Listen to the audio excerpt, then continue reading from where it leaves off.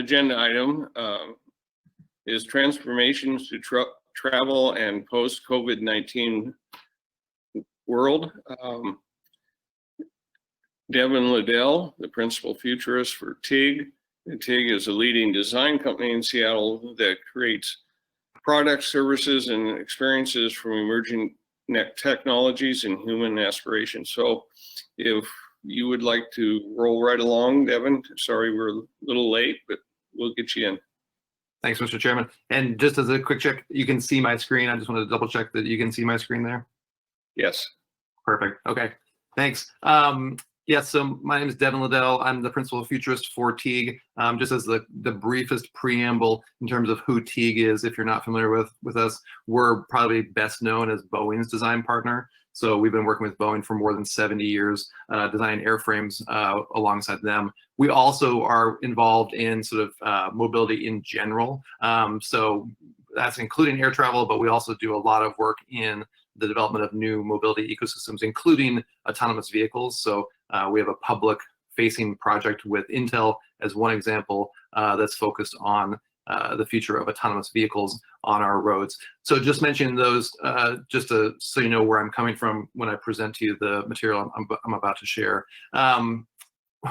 One quick science fiction interlude, and I think it might be helpful for the purposes of this conversation when we think about pre-COVID-19 and post-COVID-19, there will likely be markers that distinguish the before and after. In a real world scenario, the likeliest corollaries are probably the events of September 11th, 2001. So when you think about, for example, traveling, using air travel prior to 9/11, and then air travel post 9/11, a lot of those experiences are actually familiar to one another. There's not enormous changes, but that said, there are important changes. So you likely will notice there is a distinction between a before and after. From a science fiction standpoint, it's probably hard to be a futurist if you're not a science fiction fan, and I certainly am one. If you think back to the 1984 film Blade Runner, this image is of actually the police car that appeared in that film in 1984. And then if you look at the same type of vehicle that appeared in its sequel in Blade Runner 2049 a few years ago, the vehicle is similar, but actually has changed in a couple of important ways. The most notably is that it's actually more rugged. It's sort of been ruggedized. And the reason for that is that it's in the film's universe is meant to withstand an increasingly harsh environment from environmental damage. So those types of markers are things I think we should expect to see when it comes to the mobility experience post COVID-19. A couple things before I get into some of the likeliest transformations. When you think about what you might have experienced in your local grocery store when it comes to the placement of vinyl stickers or one-way aisles, those solutions work well in some environments, but when you think about air travel as just one example, but certainly light rail stations are others, you simply cannot solve these through vinyl stickers. If you were to do the equivalent of the vinyl sticker approach at SeaTac, which at its peak has 50,000 travelers passing through it, you would very, very quickly have travelers into the parking garage and into the surrounding neighborhoods pretty quickly. So you just actually can't solve for that. The other sort of overriding issue here is that these environments are actually, they require density. They require density to sort of be their best selves. So you actually, when you think about an environment like an airport or a subway station or a light rail station, it's sort of the antithesis of physical distancing. It's the antithesis of social distancing. So we're going to have different solutions to how that's going to work in the future. If you think about an interaction model that's become extraordinarily pervasive around the world that will likely change, it is the touchscreen. That won't change necessarily for our personal devices, but in terms of shared devices, our airports and subway stations and light rail stations and bus shelters and the like have been increasingly populated with touchscreens. And we certainly know from research already that people are trying to figure out ways not to touch things. They want to actually have even contactless food delivery as just an example outside the realm of transportation. So we're starting to see all sorts of hacks so that people don't have to touch things. I can hold this up. This is actually just a copper brass alloy key that's being sold right now. It's a pretty popular item. And what it is just it affixes to your keychain. And its sole purpose is to figure out ways not to touch things. Even the hook right here is meant to latch onto a door, so you don't actually have to touch the door handle. When we think about what's happening with touchscreens, they are already, believe it or not, starting to disappear from some airports around the world. There's been a lot of advancement in terms of what's the sort of post-touchscreen world that we might live in, and I'll touch on that in a minute or so. There's two sort of really likely transformations that we can expect across the mobility ecosystem, and I want to touch on both of them, but I want to touch on them through two different lenses. One is sort of what's going to be potentially good about it, and then the second part is what are some things we're going to need to be concerned about? What are some potential underbellies to these transformations, because they certainly have them. The first one is that we will likely see a lot more automation. We're going to see a lot more transportation systems become automated. This is actually part of a broader trend that arguably began prior to COVID-19. One of the things, if you think about in terms of airports, and this again is not limited to airports, but when you think about North American airports actually collect quite a bit of revenue from parking. And parking revenue has become increasingly imperiled through ride-hailing services. And one solution to a parking budget or an airport budget that doesn't have as much non-aeronautical parking-based revenues is to actually do more automation, to reduce the labor footprint, which I know is controversial and has its own problems. But that is one solution that some airports have actually sort of adopted. So they've been shifting towards more automation. There are ways in which in a post-COVID-19 world, we will likely have to embrace automation just from again, from a before and after standpoint. This is a very early sketch from Teague for a autonomous baggage vehicle, like a BagBot, that would actually seek people out in the terminal and reunite them with their checked bag as they make their way from the aircraft to the land side of the airport. This is in comparison to what we have right now, which is where you actually would meet at the carousel, the baggage carousel, and crowd shoulder to shoulder, again, so the antithesis of physical distancing, and you would crowd there and wait for your bag to be delivered to you that way. One solution, again, here is actually to have automation via an autonomous vehicle that would deliver the bag to you as you move through the terminal. We've already seen lots and lots of robots appearing in transit-based environments. We should expect more robots to appear in transit-based environments. Again, in the theme of automation, these types of devices can perform all sorts of things that are valuable to travelers and to passengers of various different modalities. So we should expect, again, sort of the proliferation of robots and drones and AI-powered help. That is going to be something that is definitely going to be accelerated by the effects of COVID-19, but was also sort of already in the works. This is a prototype for a drone whose sole purpose is actually to UV sanitize spaces. So this is a prototype for a UV drone that would sanitize bathroom sinks and the like. These can be used, by the way, on board aircraft themselves, on board light rail cars themselves, but also can be used inside the stations for which those modalities emerge. This is, by the way, not necessarily futuristic stuff. That previous one was a prototype. This image right here is actually of a UV robot that's already in service. It entered service last month in Doha Airport in Qatar. So this robot is already doing its job in that airport, sanitizing via ultraviolet rays common spaces in that airport.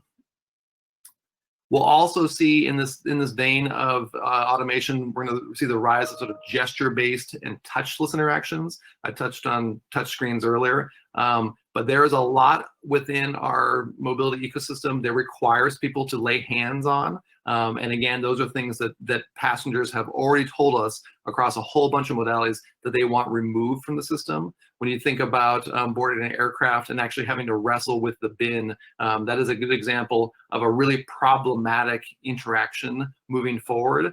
It was problematic to begin with, to be blunt, but it's especially problematic when you start introducing the prospect of people laying hands on your bags, right? So people actually interacting with that bin and shuffling around their bag, shuffling around your bag, interacting with your belongings, never mind having to actually wrestle with the bin itself.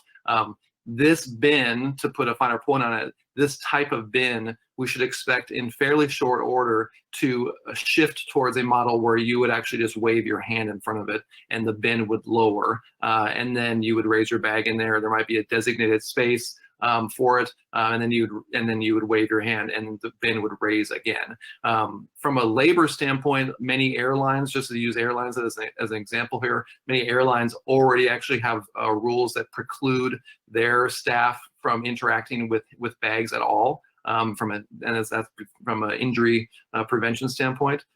So this type of prospect of a gesture-based bin is something that we should expect to see in pretty short order. The other one, which again is something that was already in the works, but we'll see more of, is if you think about the in-flight entertainment system on board aircraft. But these are the same systems that are on board some buses.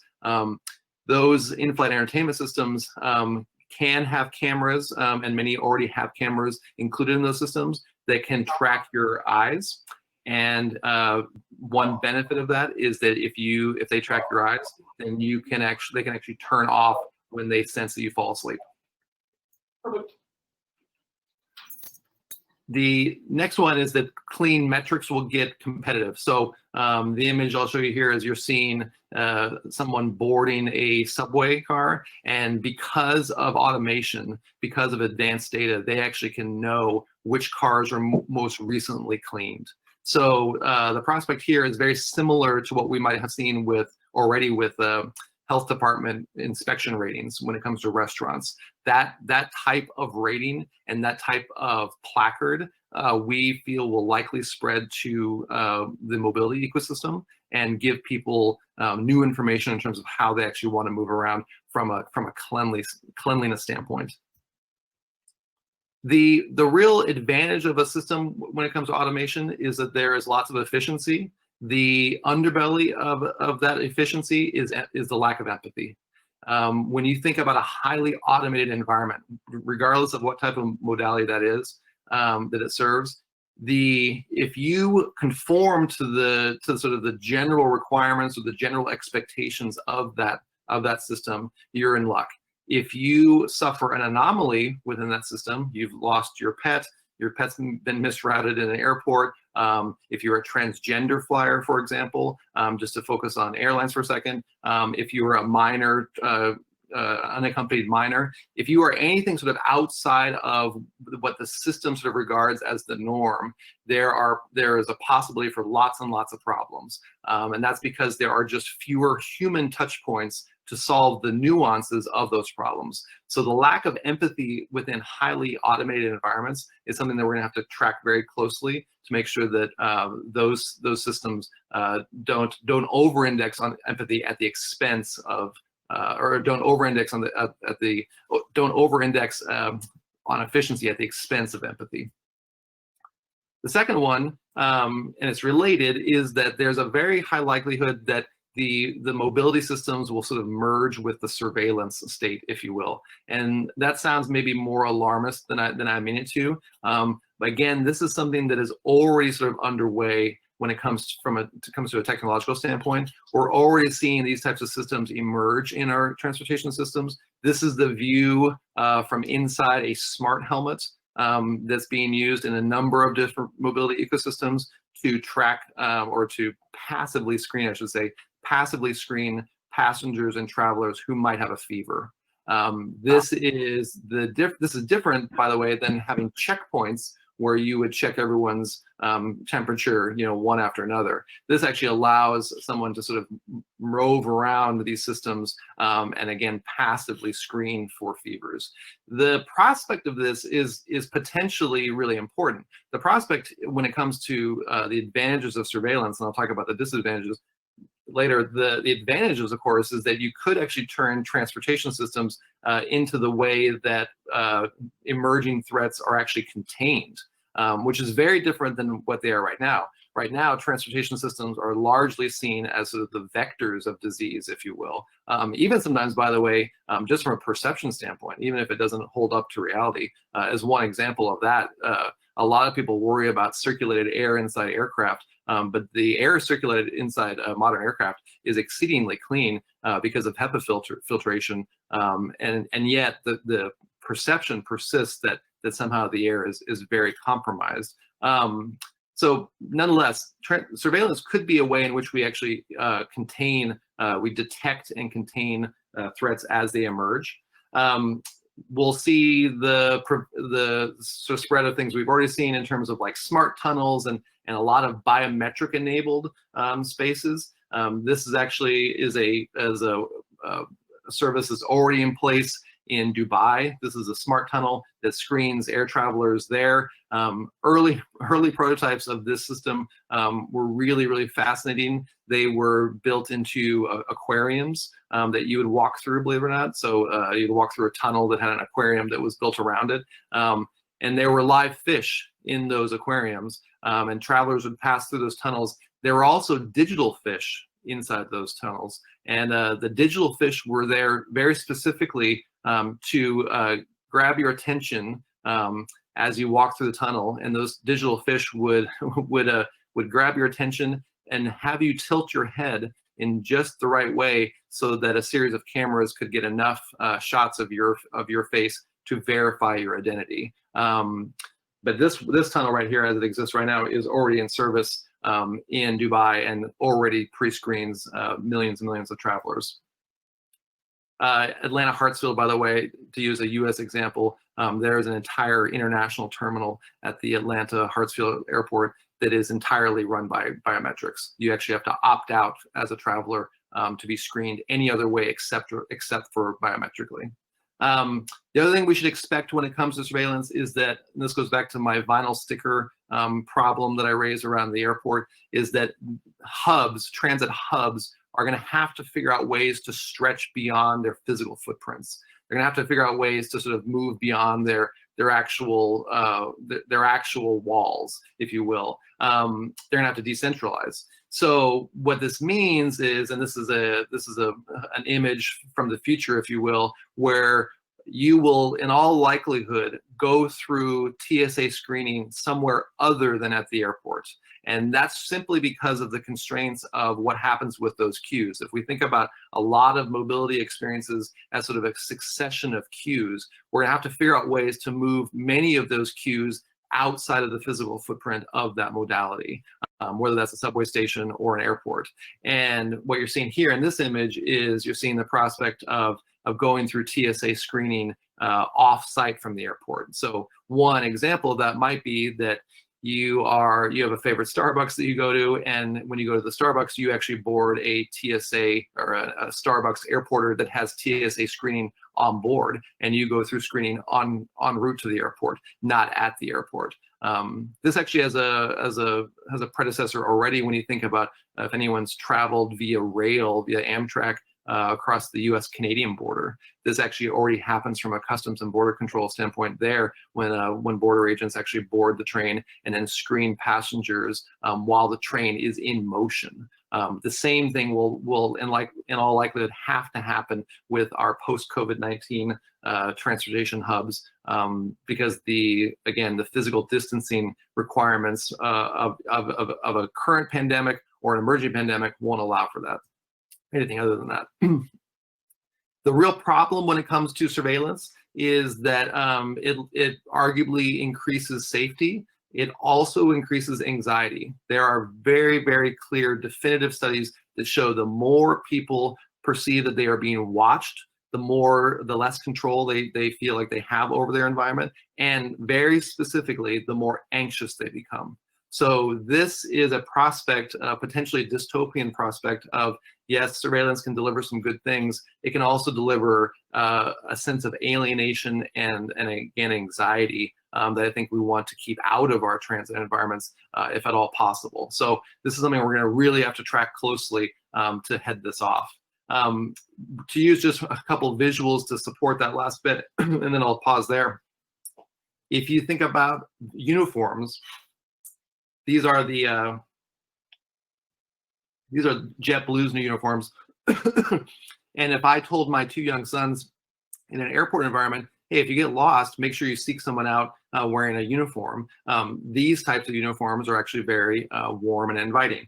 These are what are greeting travelers in Doha, which I mentioned earlier. So this is actually that same environment where there's that UV sanitizing robot in play.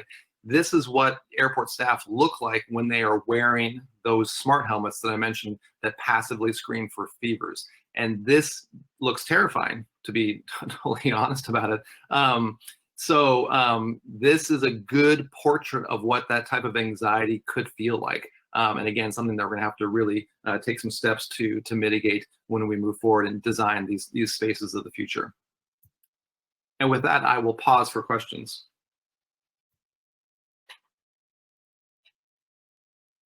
Great, thank you, Devin. It's really interesting. Didn't have any idea some of those things were going on. Any questions from the commissioners? Jerry, can you hear me? This is Hester. Yes, I can. Okay, great. Great. Sorry, I just switched to my phone because of the feedback. So I wanted to kind of ask a broader question to Devin and all of our panelists. We talked a lot about racial justice at our last meeting and needing to make sure that we're hearing from a diversity of folks about the future that they want and they need. And, you know, I've received some feedback from colleagues on this particular panel and the fact that all of our panelists talking about the future of travel are white. And so I think that's a growth opportunity for us going forward. But in the meantime, I'd like to ask each of the panelists, who are the Black futurists and urban planners that you follow and that we should be hearing from, and what are they asking for?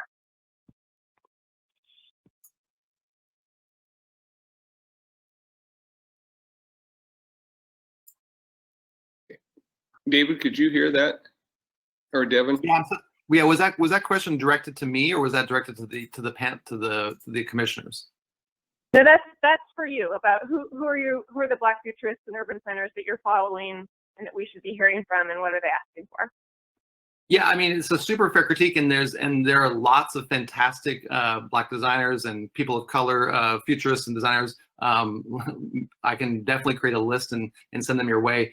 Just as, and I don't mean to sidestep the question, I think, but one thing to sort of to bring up that I think from a system standpoint might be worth bringing up is that the issue you're raising is not a small one when it comes to the tech of the spaces themselves. And just as one example is that there is actually a really, really well documented problem when it comes to facial recognition software, when it comes to racial bias.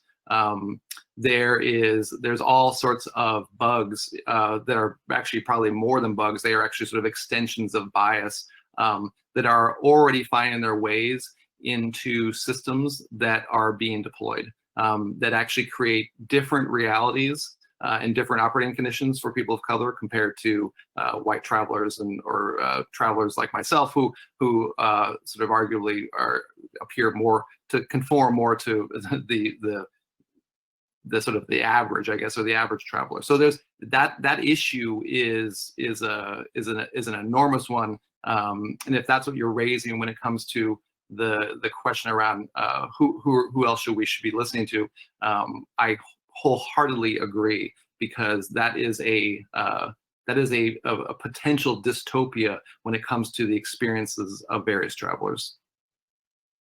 Thanks, Devin. I appreciate you raising that, and I would love to see a list of the folks that you think we should be hearing from and seeing. Thanks. Yeah, absolutely. I will send that your way for sure. Devin, this is Kelly Fukai. I have a question regarding, obviously, the rapidly advancing changes in technology that we're seeing, especially in response to the pandemic. One thing we find is that the policies and our revenue models for these types of services sort of lag behind where the technology goes. So we're seeing technology being implemented and tried out in airports, for example, across the nation. But the revenue model for airports is, I would say, fairly antiquated, much like we've seen in the utility industry, where as they are trying to quickly evolve to clean energy technology, their revenue models don't necessarily keep pace with that.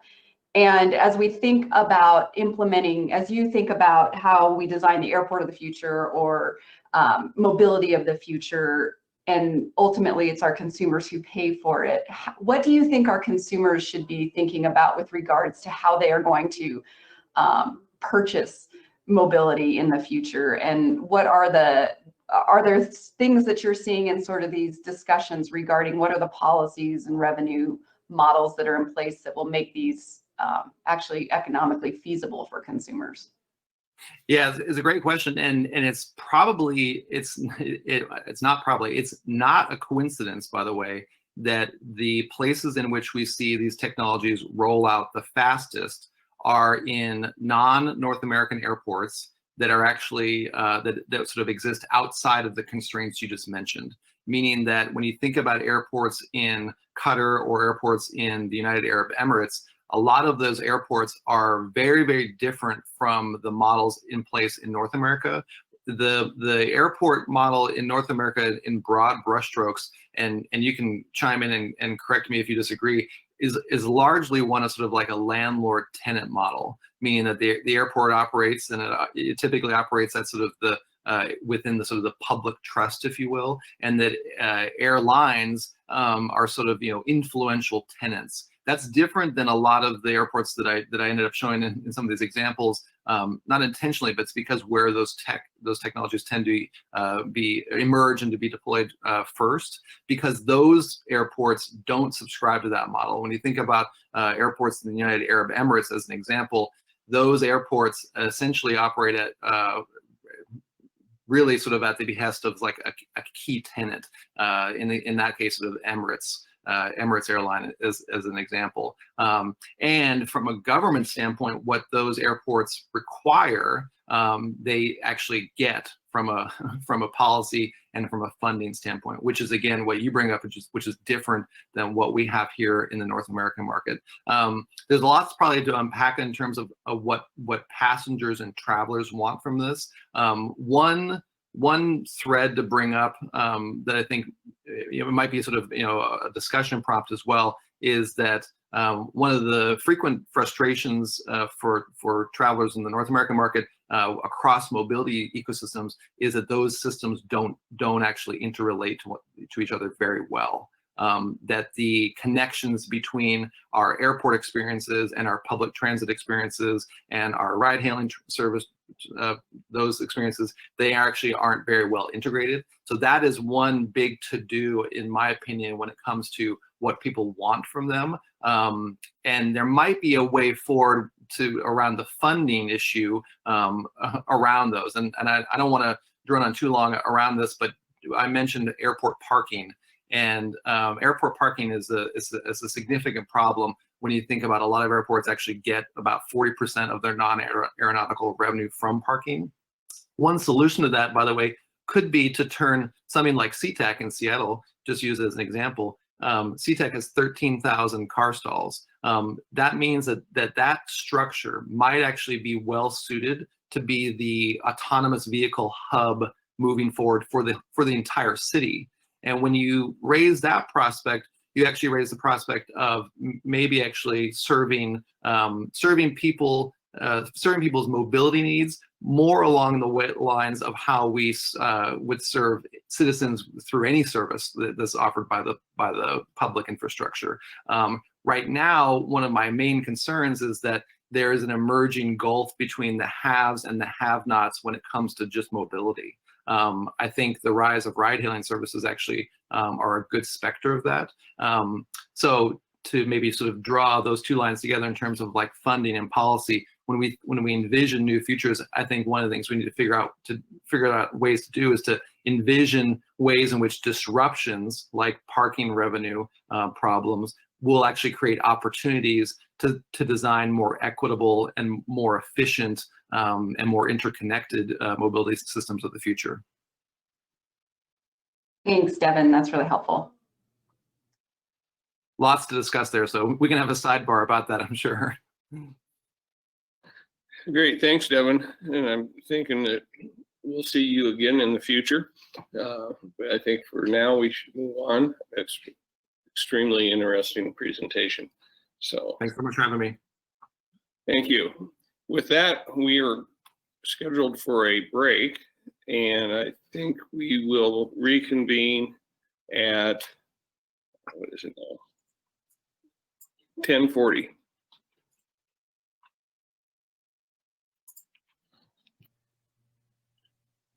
Okay, I think we're good to go. Welcome back from the break. Excuse me. The next agenda item is future of transportation post-COVID, opportunities and challenges explored. We have with us to moderate this panel Sabrina Minshall, who is the Executive Director of the Spokane Regional Transportation Planning Organization, and I'm going to let her take it from here. Thank you, Sabrina. Sabrina, you are still muted.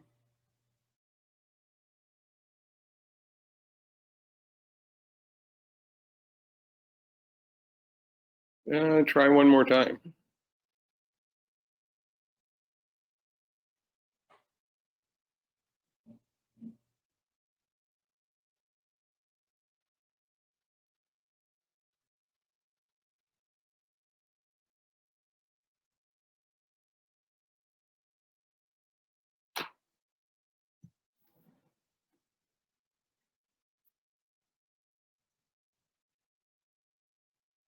That any better?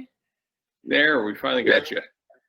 All right, we'll lose the headphones and see how that goes. All right, well, thank you. I have the honor to be able to introduce our distinguished panel. What I'm going to do today is give you the order of the panel, and then I'll actually introduce the panel in the order they're going to speak. After each panel presents, at the very end, we're going to have a chance for the panel to both ask each other questions, and then depending on how much they do that, I have some questions. So maybe that'll motivate them to ask each other questions. First of all, just to give a little heads up for the audience today, what we're going to be talking about, we've gotten a little bit of a heads up from our futurist, but many of these disruptions that we've talked about have led to opportunities for change and improvements. But where and how fast do we expect some of these opportunities to happen? So this panel will provide some perspectives on how COVID-19 have given the impacts for transportation and insights into how public officials and decision makers can consider going forward. So we're going to talk about the data we have and what kind of that data can help inform decision making, broader economic impacts, and how the private sector along with the public sector can anticipate these shifts and use these shifts to make decisions. Public and private collaboration, how that can advance stronger active connections between separated sectors. Fiber optics, how that can make a difference, as well as across the state. What does that mean for different rural and urban decisions? And then exploring the impacts to transportation, shared mobility, and equity. So that's kind of an overview of what we might be expecting. So the order of our panels today are going to be CEO of Challenge Seattle and former governor of Washington State, Christine Gregori, will be going first. Mark Hallenbach, director of Washington State Transportation Center, University of Washington, Mark Hallenbach will be second. And then Susan Shaheen from University of California Institute on Transportation Studies will be third. And then Chris Medford will be fourth. So hopefully all of our panelists knew their order. So I'm going to start with introducing Christine Gregori. She's probably someone who doesn't need introduction to most of the folks here, but I thought the most important thing that was interesting to me, and I hope that she knows this, but Fortune magazine actually listed her as rank number 2. I didn't see who was rank number 1 of the world 25 greatest leaders of heroes of the pandemic, with CEO of Challenge Seattle. A former governor, of course, of Washington State. She brought hard-hit Seattle business community together for the city's outbreak, insisted on a science-based response early in the outbreak, which brought a group together of some of the most competitive corporate rivals. And they followed her lead, acting early, aggressively, and in unison to help slow the virus spread. So I think a theme that we're going to hear throughout today is the public-private partnership, and Governor Gregori really led that. She actually grew up on a farm in Auburn, Washington, where she learned to appreciate the pertinence of an education. She got her bachelor's degree in certification teaching, University of Washington. But for all of those on the eastern side of the state, she has a law degree from Gonzaga. So don't worry about it. We're still the Bulldogs. She served as Attorney General before the governor, and then, of course, brought all the public and private folks together. So with that, we'll turn it over to Governor Grigori, and then we'll hold questions till the end through all of our panelists, please. So Governor Grigori. Thank you. Can you hear me? Great, great.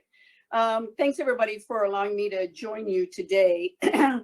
Interestingly enough, I want to talk a little bit about the Cascadia Innovation Corridor and a report that we expected to introduce in March, the title of which was The World's First Sustainable Mega Region. But we were upstaged by the pandemic and we put it on hold. And so I'd like, if I could today, to share with you a vision for tomorrow that we were about to introduce as one idea of how we could deal with some of the essentials of making a sustainable mega region. Next slide, please. Just a little bit about Challenge Seattle. These are the members of Challenge Seattle. We are 20 in number. We have most of the large companies, you know, the Boeing, Microsofts, and so on. And 3 of our members are philanthropic, the Hutch, Gates, and Path. Next slide, please. So what we were trying to do as Challenge Seattle is really give back to the community at large. And so we have 4 focus areas currently. One is transportation, which has been with us since the very beginning. We're now 6 years old as an organization. We created, Mark knows this very well, we created the Mobility Innovation Center at the University of Washington with the idea that we need to think with innovative, creative, new ideas, using technology where possible to solve some of our transportation problems rather than assuming build is the only answer. Just recently, we were awarded a $3.4 billion grant from the Department of Transportation for the creation of a virtual command center. Mark's very much involved with that as well. And the idea here is to really bring real-time information to all transportation first responders and to the driving public when we have an incident. But the potential for that whole system is much well beyond that. Second one is middle-income housing affordability. If you're familiar with, for example, King County, not just the region, but King County specifically, it's not too far in the future where we will not have affordable housing literally anywhere for our low and middle income folks. So our emphasis has been on middle because there are no incentives to build middle income housing. Those are our teachers, our first responders, our people who build our homes. Think about who those all involve. Education is the third pillar of our work, where we work both with graduate work at the GIX, the Global Innovation Exchange, and our high schoolers throughout the region, trying to incent them to not only finish high school, but go on and get something beyond, whether it's a degree or a certification, whatever it might be.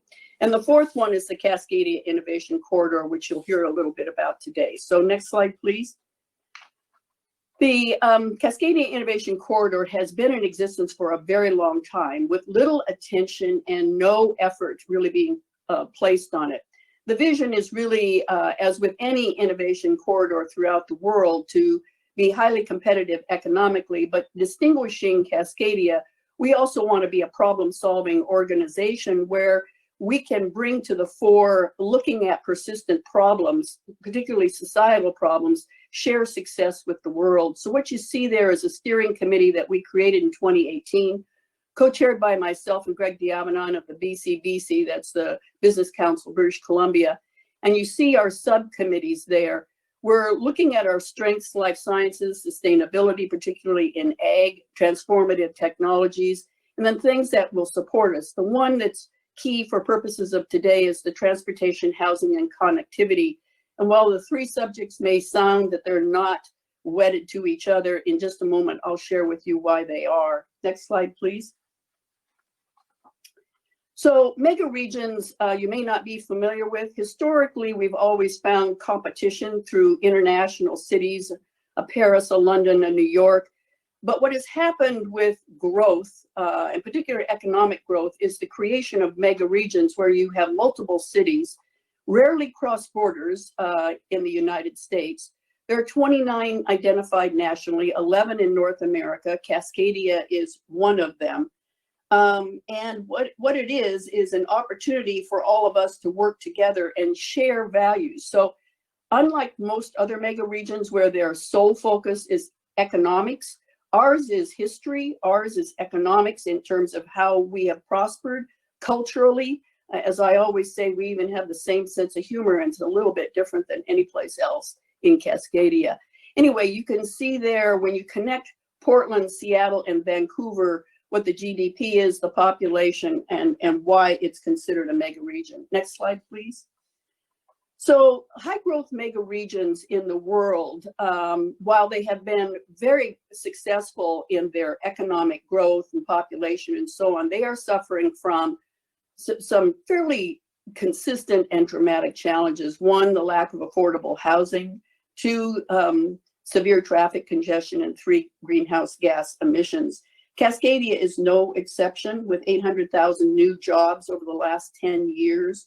And with any other mega region, our failure to be able to accommodate projected growth into the future will do nothing more than magnify those identified problems. Next slide, please. Other mega regions have dealt with their growth in two ways. One's build up or density, which if you are familiar with Seattle at all, that word is a four-letter word to many people, but nonetheless, build up and do so with density. Thus, you reduce greenhouse gas emissions, but you dramatically increase housing costs. And the second is build out, particularly in places like Texas, where you get more affordable housing, but you get people driving in single occupancy vehicles. Cascadia is one that has built up in large part because you look at those three major cities and you can see they're constrained geographically by water in at least two instances and by mountains on the other side. So build up has been the only viable option to them. Next slide, please. As the estimated growth, as we look at $3 to $4 million in Cascadia by 2050, we have to look at how can we accommodate. Well, with our existing urban cores in mid-sized cities, we think we can estimate absorption of about 2.3 million. That leaves us 1.3 million with virtually no capacity. So we need to think big about what might be a solution to that, and a solution that is actually done in a way that is sustainable and addresses those three problems. Next slide, please. Without big changes, we're not going to be able to accommodate the growth that we're going to see in this corridor. By 2050, the trend will show us unaffordable, as well as high congestion in transportation and high emissions. So what you see there on your x-axis is really how long the commutes will be, and you will see that by 2050, projected Cascadia will be among the worst. And on the other axis, you will see the housing affordability. And again, you will see that we would be among the worst if we don't take action now. Next slide, please. So as we're thinking about bigger ideas, how do we really define what is a sustainable mega region? No one has done that. We took a stab at it. We thought there would be three pillars that would be key. One is looking at housing affordability, and particularly in development. Two is transportation, and how do we absorb population increase, let alone current. And three, environmental stewardship. And that we mean in accord with the Paris Climate Accord. So while others have never defined it and others are kind of stuck in their current mold, we think Cascadia has an opportunity to look at the issue and tackle it head on. Work together in a public-private partnership and see if we can't be a model for the rest of the world. Next slide, please. So we would like to be an example of how you can, in fact, deal with growth do with it by addressing those three issues: housing affordability, transportation, and emissions. So what we would like to do is propose an idea that we begin the process of establishing capacity for the growth by the creation of cities that are built on less developed land along the Cascadia corridor. Those could be new, those could be expanded, either one. But these cities would provide affordable housing, be home to job centers. So it's not just commuting, it would be the home of job centers, crucially important, and would need to connect our existing cities via high-speed transportation. The construction of that transportation offers us a unique opportunity to lay fiber optic cable so that we could get high-speed internet access to everyone in Cascadia, all the more important as that growth comes about. Next slide, please. This is not new, so I don't want you to think we're the only ones that have thought about this idea.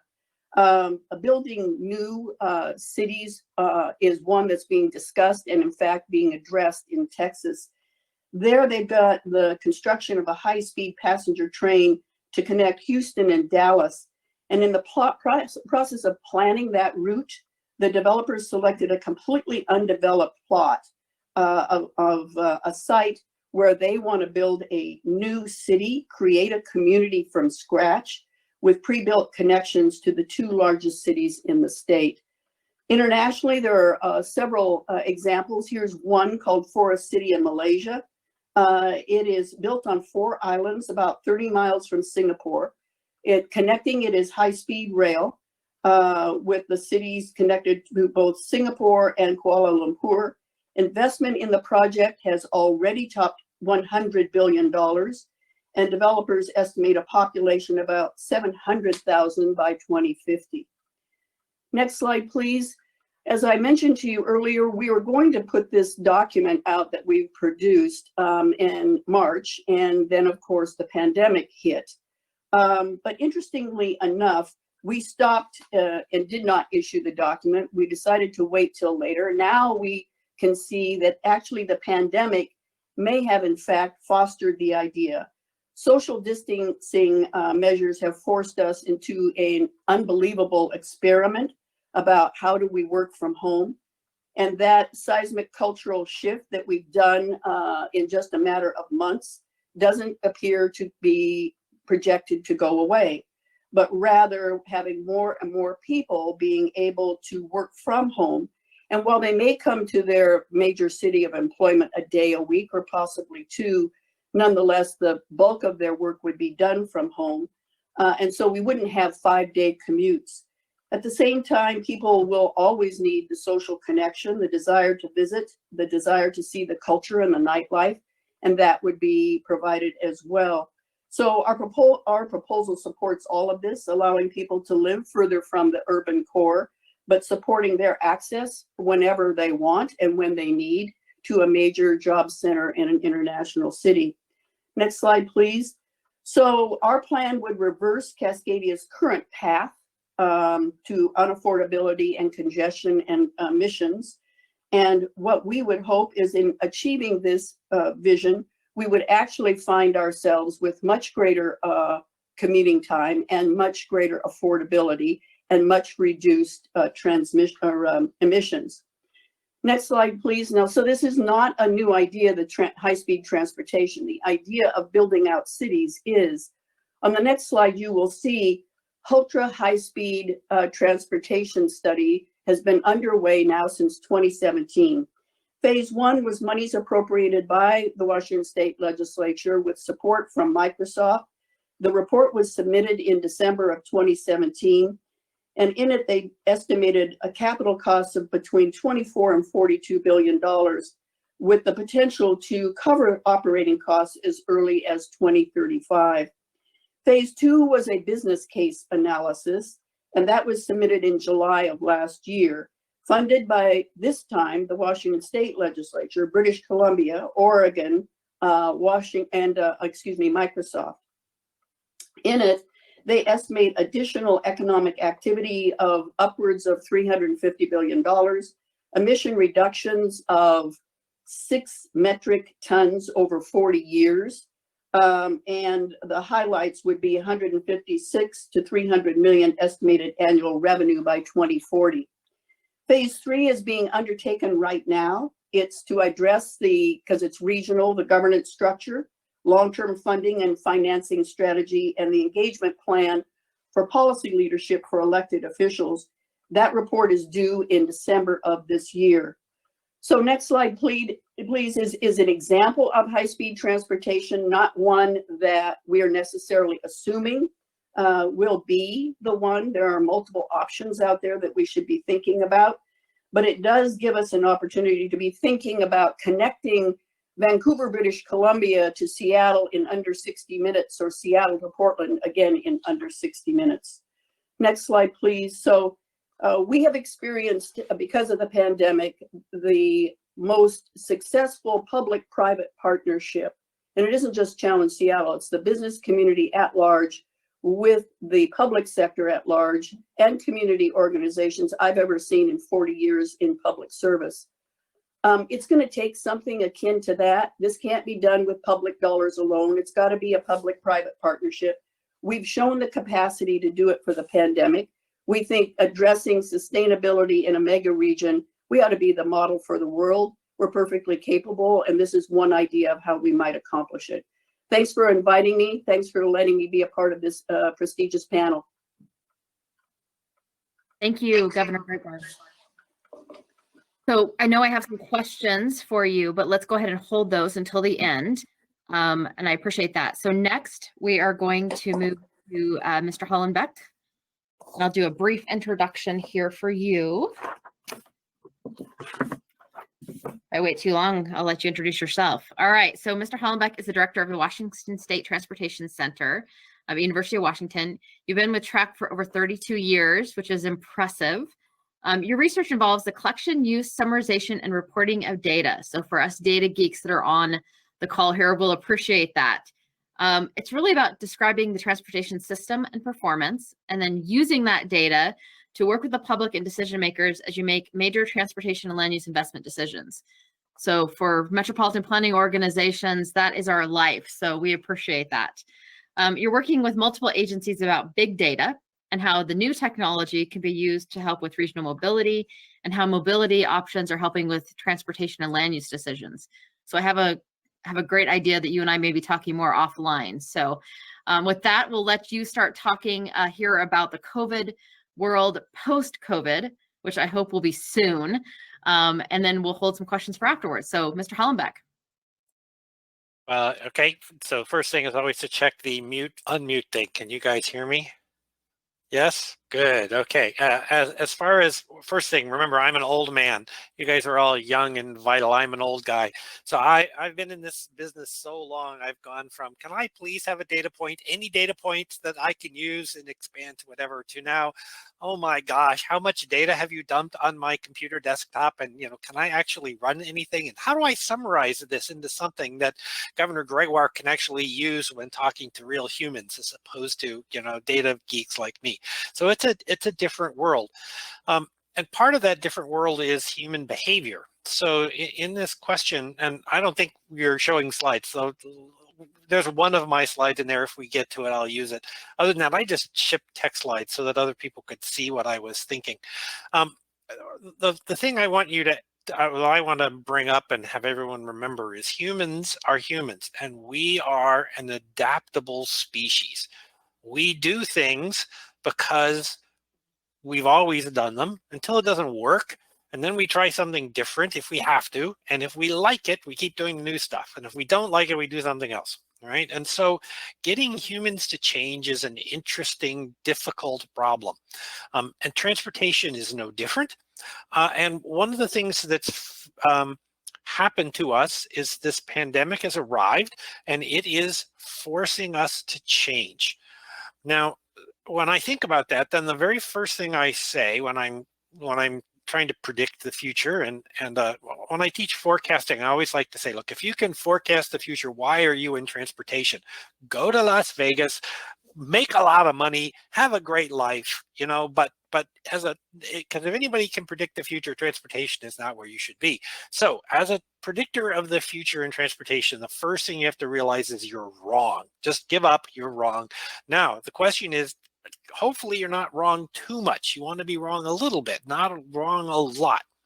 So, well, first thing I say when I'm trying to think of how am I not going to be wrong is how long are we going to be in this lack of vaccine COVID world when everybody is, instead of being in a room chatting with each other, having a great time, we are locked in our houses, trying to avoid showing the liquor bottles behind us. If we have a vaccine in the next 3 months, 4 months, something of that nature, we will go back to being the way we used to be, because we haven't been at this new environment long enough to do anything different, and we're humans, and we'll go, hooray, the bars are open, we can go watch, well, I don't know, are you going to watch the Mariners or not? That's a Mariners question. Are we, you know, we'll go watch the Seahawks because they win, right? They're the Sounders, they win. And so we will jump back into living the life our urban environment has set up for the last 100 years to let us do. So if we get a vaccine and it works in the very near future, we are going to do everything that we used to do. And then please, you know, Governor Gregoire, I sure hope that your plan works. Yes, because that would be wonderful. Now, let's assume that it takes another 1.5 years to get a vaccine that actually works, which is unfortunately distinctly possible, and certainly the history of development of vaccines. So in that case, we are working under a very different set of transportation and human interaction environments than we are used to. So if that happens, if in fact we have that change, then the trends we were watching will not exist anymore. So what were the trends we were working from? So the first trend was urban life was making a comeback, right? In large part because, as Governor Gregoire said, in many of our mega regions where a lot of the economic strength of the country is at the moment, those environments have run out of space to build stuff, which is why we're looking at, all right, we can't do what we used to do because it's not working anymore. What are we going to do? So the outcome of that was the behavior change of people saying, you know, I was buying that cheaper house and commuting for an hour, but there aren't that many people willing to commute for 1.5 hours just for the cheaper house. And so the change was occurring in that people who were interested and willing to change, who took that opportunity, said, okay, by the way, they're Mark, I'll take a smaller house. I'll give up the 3.5 car garage. I'll deal with the 1 car garage that no car actually fits in.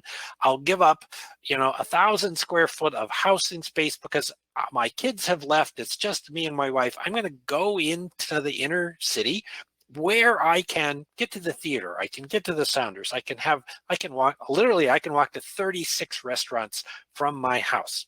And at my stage in life, I'll take that trade. There were an awful lot of people who are making that trade. There are people in my stage of life, down to 2 of us again, who want to partake in all of those wonderful activities associated with urban living. The other side was the other half of this group, which is the 20-something millennials who are single, just married, partnered up, whatever, maybe 1 kid, who are making the same trade. They want to have access to cool bars, access to good music, access to activities, and the hour commute to get there just doesn't work for them. So this trade to urban living where growth was happening, and Seattle is a great example, Vancouver is a great example, Portland is a great example of this shift. All of a sudden it's like, woo, is this going to happen anymore? Because the COVID change is that, the industries that are driving this suddenly have said, well, you can work from home. And when you say you can work from home, now the good part, I got more house, I got a yard, I have more space, and I have less cost. That is still good. And the bad part, you have to commute. That sucks for 5 hours, or 10 hours every week in and out, and maybe more than that. And that part has suddenly gone away. And so, are we going to see again this spread back out? The change back to the last 100 years of urban development in the region. Because if in fact you get to give up the bad part that has been causing people to reconstitute into the urban environment for the good part, cheaper housing, bigger land, okay, then I think you could see that reverse. And that has interesting impacts on how people will travel. So why did we go to the urban center, and will we continue to see this? And I think Chris and Susan will have way better insight into this than old traffic engineers like me. But one of the reasons that companies, particularly in the modern tech world, why we have come back into the urban environment is we like the connection that happen. Now, humans are social beasts. We like to interact. Matter of fact, the worst thing about being locked in our house is that you don't get to go out and see the outside world. Right? And what has happened when we reopened? Everybody went back to being human. Let's have parties. Let's go to the bars. Let's talk to each other. And now the virus is back. Right? This is really hard for us to give up. We like this interaction. In the tech world, you heard from Governor Gregoire that, hey, productivity is up. Well, I have actually good connections to many of our local tech companies, and there's some interesting caveats with that. The managers I hear say, the software coding guys who are coding, who already know what they're supposed to be coding, their productivity is up. This is great. However, where our productivity drops is when we have to work across teams, when we are no longer in the room chatting with each other, when we are really worried about losing the serendipitous interventions that happen, which is why Amazon is in South Lake Union. They are happy to be in South Lake Union and to pay more absurd amounts of money for real estate space, because Amazon people leave at lunch and they run into their colleagues from the local startup community, and they have lunch at one of the food trucks or one of the cool restaurants. And in those interactions, they think up 5 new ideas, and 2 of those make Amazon boatloads of money. And Amazon is happy to do that. Microsoft is happy to do that. Google is happy to do that, right? And that interaction, that bringing people together. So and if you look, matter of fact, there was a great article in the Seattle Times on the 4th of July. It came from the New York Times, looking at all of the large companies that did an awful lot of telecommuting and then pulled it back in. And the reason was because they were losing the creative spirit, the creative communications that make this happen. So what I've heard from the contacts I have in these companies is that they are, in fact, going to look for this interesting mix of, look, you can work at home 2 or 3 days instead of the 1 they were doing. We'll go to 2 or 3 days, but you're going to have to come in, and everybody on your team is going to be here on Tuesdays and Fridays, or they're going to be here. And how you're going to work across teams, we'll see how that goes. Now, that has fascinating impacts on the transportation network. So if that happens, 1, hey, great, we're going to have a whole lot of congestion relief. I've been able to say, hey, Mark has done his job. I get to retire. Congestion has gone away. I've solved it. I'm out of here. Mic drop. Wouldn't that be great? But people start to change, right? All the people who used to drive, who became transit people because driving sucked and transit was great, suddenly they're like, well, why am I taking the bus? I could catch a disease because, all these people around me have COVID or could have COVID. So I'm going to go back to driving, and hey, it's not even congested. So life is good. Our transit usage is at 30%, last I heard. Our VMT is back at 86%, something along those lines, right? But human behavior is saying, I'm going to take the easy way out. I'm going to take the safe way out. So when I look at, I'm only going to work 2 days a week, does that mean those people are going to drive? Or are they still going to get on a bus? And are our buses crowded? Because if they're crowded and we're still a little worried about the virus, then by all means, they're going to drive. And it's only going to be a day or 2 a week, and I'll just put up with that and okay. So how is this going to happen? Well, I don't know. It's a fascinating trade-off in those environments. So I worry that our transit environment will struggle for money. and it will struggle again for acceptance.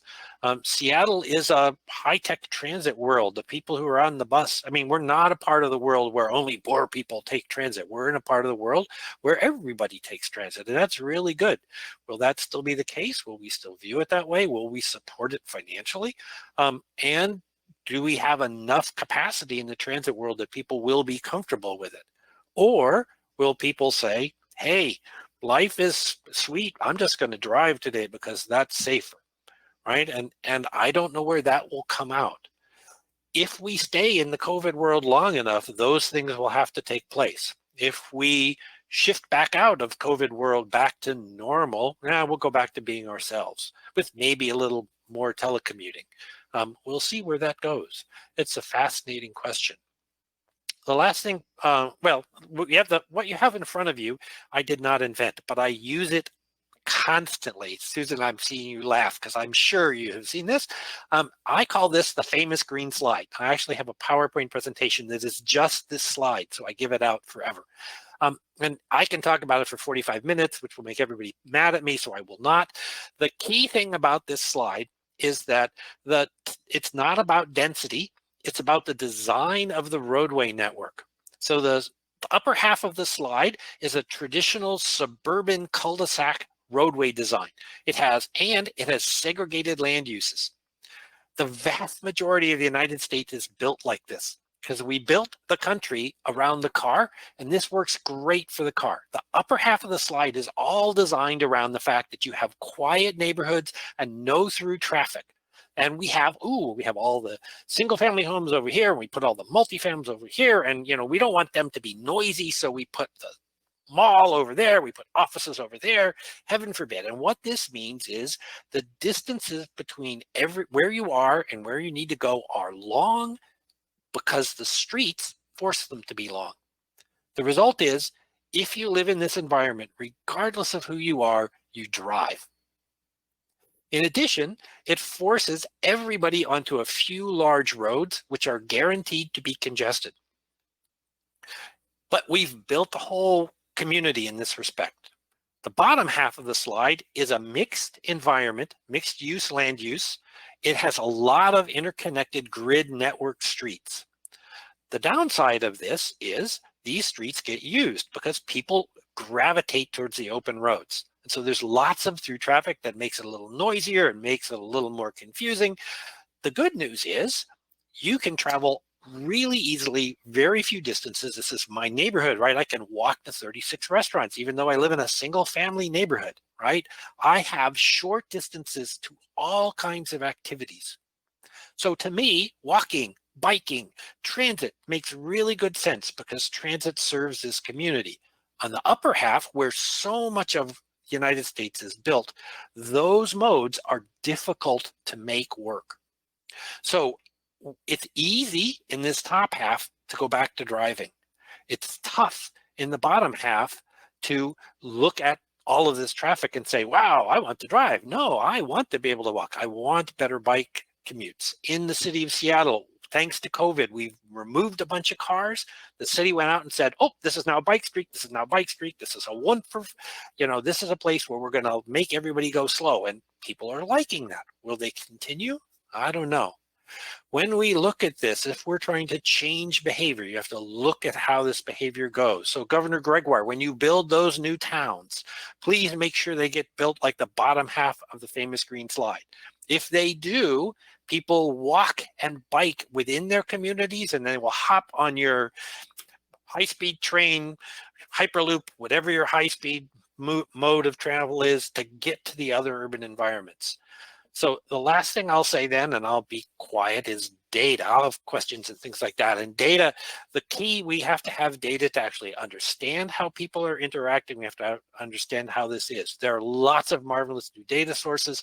The downside is all of those invade privacy.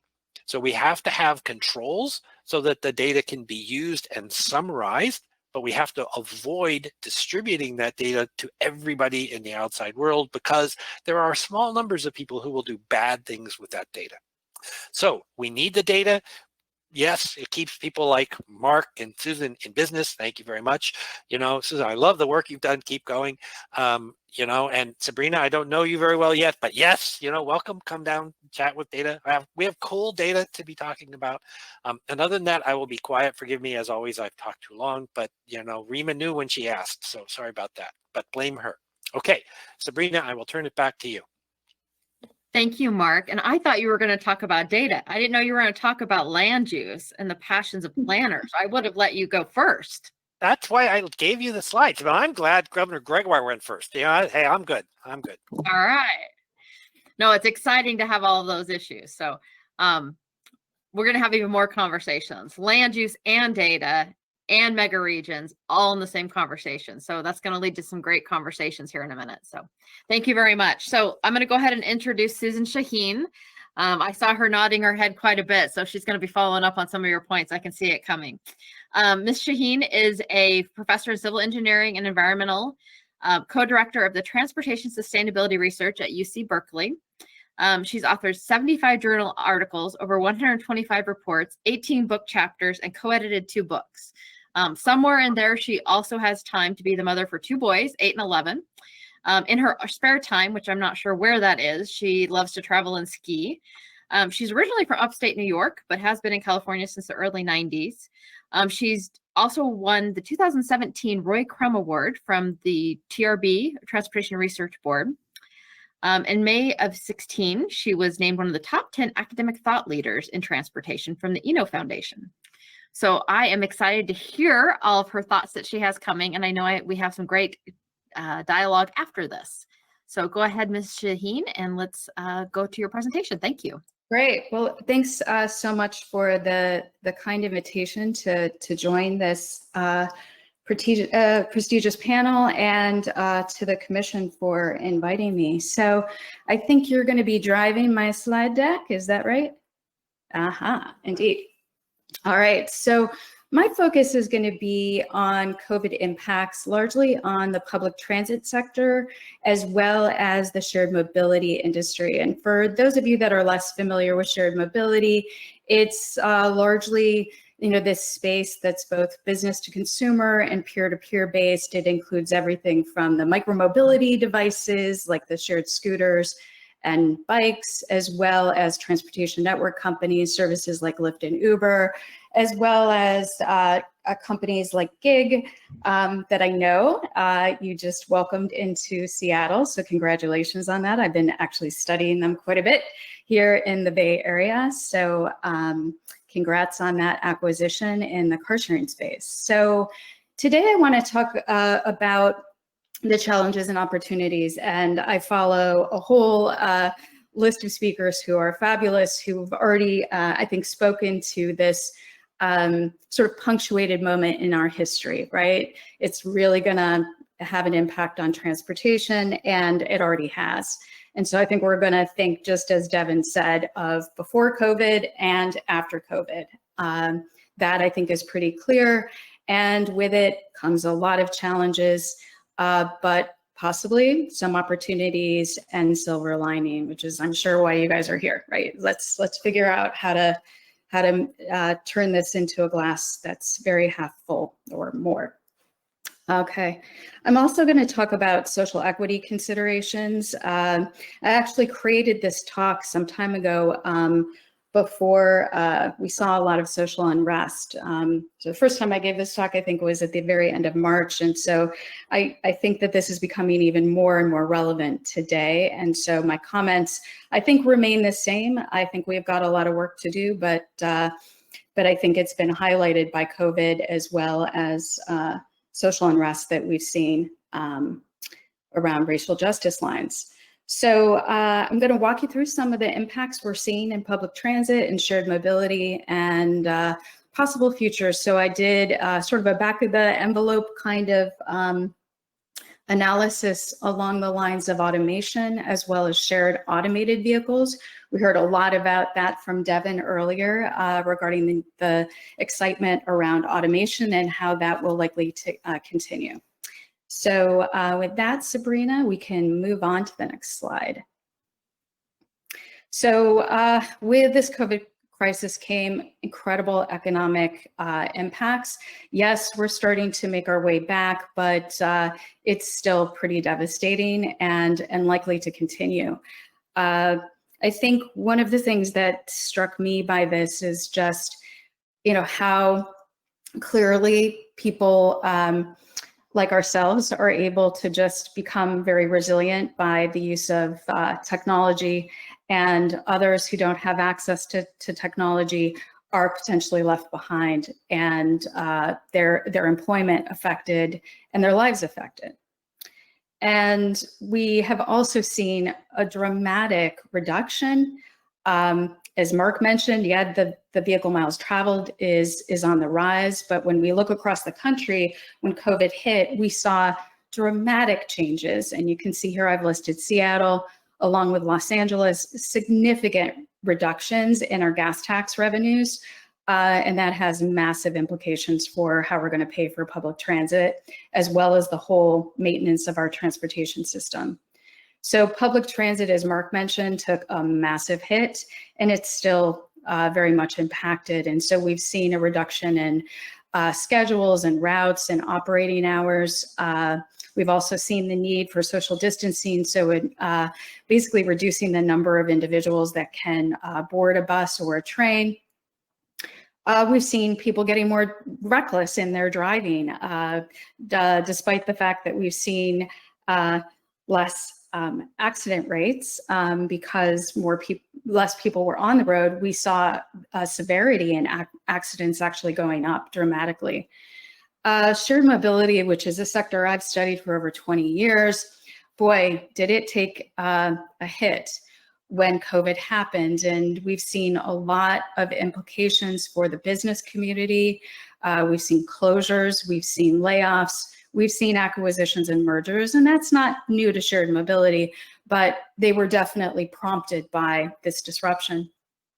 And I think many of us in transportation, right, feel a need to address these immediate effects on job loss and on the transportation sector, and are very keen to figure out how to restore public confidence in the public transit space, as well as the shared mobility space, because we all have climate goals. And we'd love to see congestion relief, as well as reduce our criteria pollutants, so the ones that affect our public health more on a daily basis. Next slide.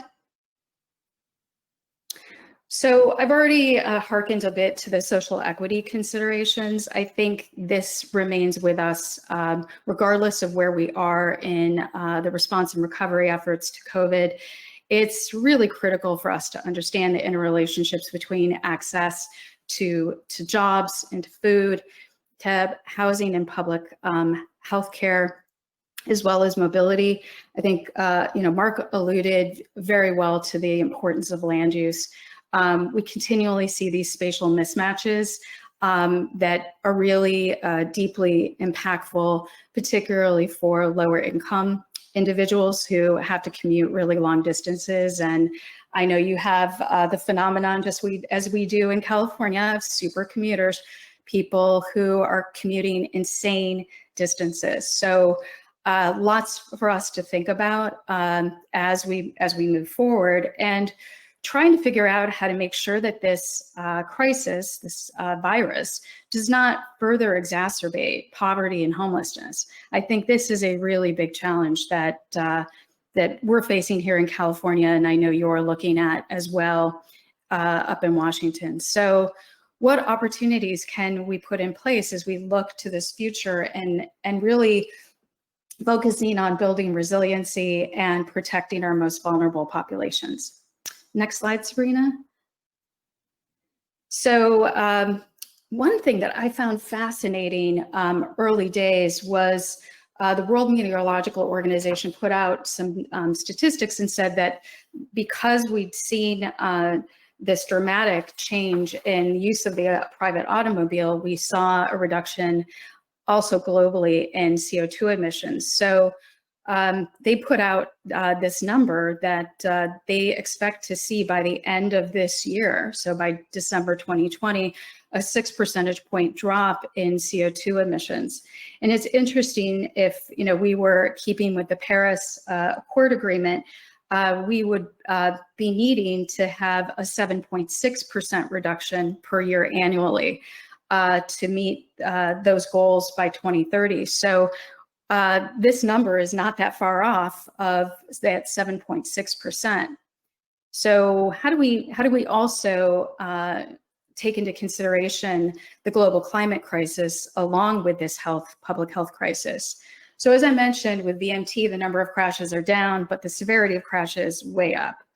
One thing that we saw, and I think I heard some speakers discussing before Devin came on, is just active transport. We've seen more people walking, more people cycling. We've seen globally across the world movement towards increasing the amount of land use and infrastructure available for walking and cycling. And we've seen this in Milan and Buenos Aires. We've seen it in Oakland, which is really close to us here where I live, where we're seeing this movement towards slow streets. And it's really exciting. And in addition, all of us, I think, have been talking about the role of telecommuting. We're seeing a lot of opportunities there. And we're seeing some changes and shifts in public transit as well as shared mobility, but lots more potential there. I do think it's a really important time to focus on what I'm calling now the new three Ps in my talk: public policies, public-private partnerships. We heard the governor mention that very strongly. And then I would make a really strong call for the role of context-sensitive solutions and a really strong focus on people. And that, I think, is going to lead us to a more equitable, innovative, and resilient and sustainable future. Next slide, please. So public transit impacts. So the American Public Transportation Association has forecast a reduction in farebox revenues of about 75% over a 6-month period. That's devastating. This is, I think, one of the biggest hits we've ever seen to public transit, and it's shocking, and also something that I think we need to all spend a lot of time figuring out how we rebuild public transit and how we rebuild public trust in this particular mode. So I've already mentioned there's been a lot of different techniques applied in public transit to address the virus, including free transit and suspended fares. In part, that just happens because you're having people board from the back of the bus, and so it's very difficult to collect fares. But in some cases, other public transit agencies are opting towards a free transit model. We're also seeing Miami go towards increasing off-peak low-density service gaps. I think this is a really powerful opportunity to explore microtransit. And we've also seen the feds respond with a stimulus with $25 billion for emergency fund relief via the CARES Act for public transit, but that is nowhere near what we need to shore up public transit. Next slide, please. So this is a survey that was done by Transit App, and it included both the United States and Canada, about 25,000 people responding. And what this showed, I think, was not too shocking. I think it showed what we probably expected it to show, is that the active public transit community are really skewed towards low-income individuals. And also, if you look to the histogram to the right, it shows that Spanish speakers, when we hone in on the city of Los Angeles, are more likely to continue taking public transit. Naturally, along with this follows the result that a lot of essential workers are the greatest percentage of individuals having to ride public transit, and that there's very little modal shift for those who are reliant on public transit as a result of COVID-19. Metrolink in the Los Angeles area also did a survey after this Transit App survey in the late April timeframe. So it's a little bit more recent, with a population of over 11,000. And what they showed was some Some things that reinforce this and maybe some promising news or some hints on what we could be thinking about. About 32% of the people who are riding Metrolink, not surprisingly, had no access to a car. We saw that about 81% said they were likely to ride Metrolink again. So there's a ray of shining hope. Barriers to riding again that people could address through their responses would include social distancing. So could we provide more social distancing? Could we provide more cleanliness? So there was a lot of focus on providing amenities like hand sanitizer and ensuring hospital grade cleaning. So we heard a lot of this, earlier in, I think it's Devin's remarks. Yeah, Devin talked a little bit about this with robotics and UV. So I think there's opportunities for us to rebuild that public trust. But some said telecommuting is a barrier to them getting back on public transit because they don't need to ride it so much. But the good news there is that was about 28% of the population or higher.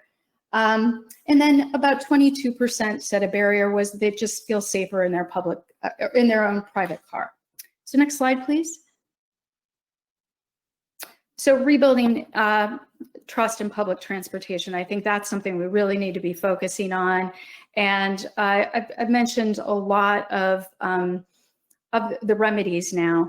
I think that we're potentially going to see other waves of decline due to resurgence in the infection or new viral strands. So while we may see it come back, we could see it decline again. I really think we've got to look at flexible finance models. I heard that question asked of Devin. I think this is really critical to what I would call a renaissance in public transit, which I've been advocating for years. And I think bold policy measures are going to be needed to do that. So next slide, please. So I want to feature just a couple of the impacts on some of the shared mobility options. So micromobility, also known as shared scooters and shared bikes, we've seen some varied impacts. So in New York City, city bike ridership increased almost 70 percentage points in March and compared to March of 2019.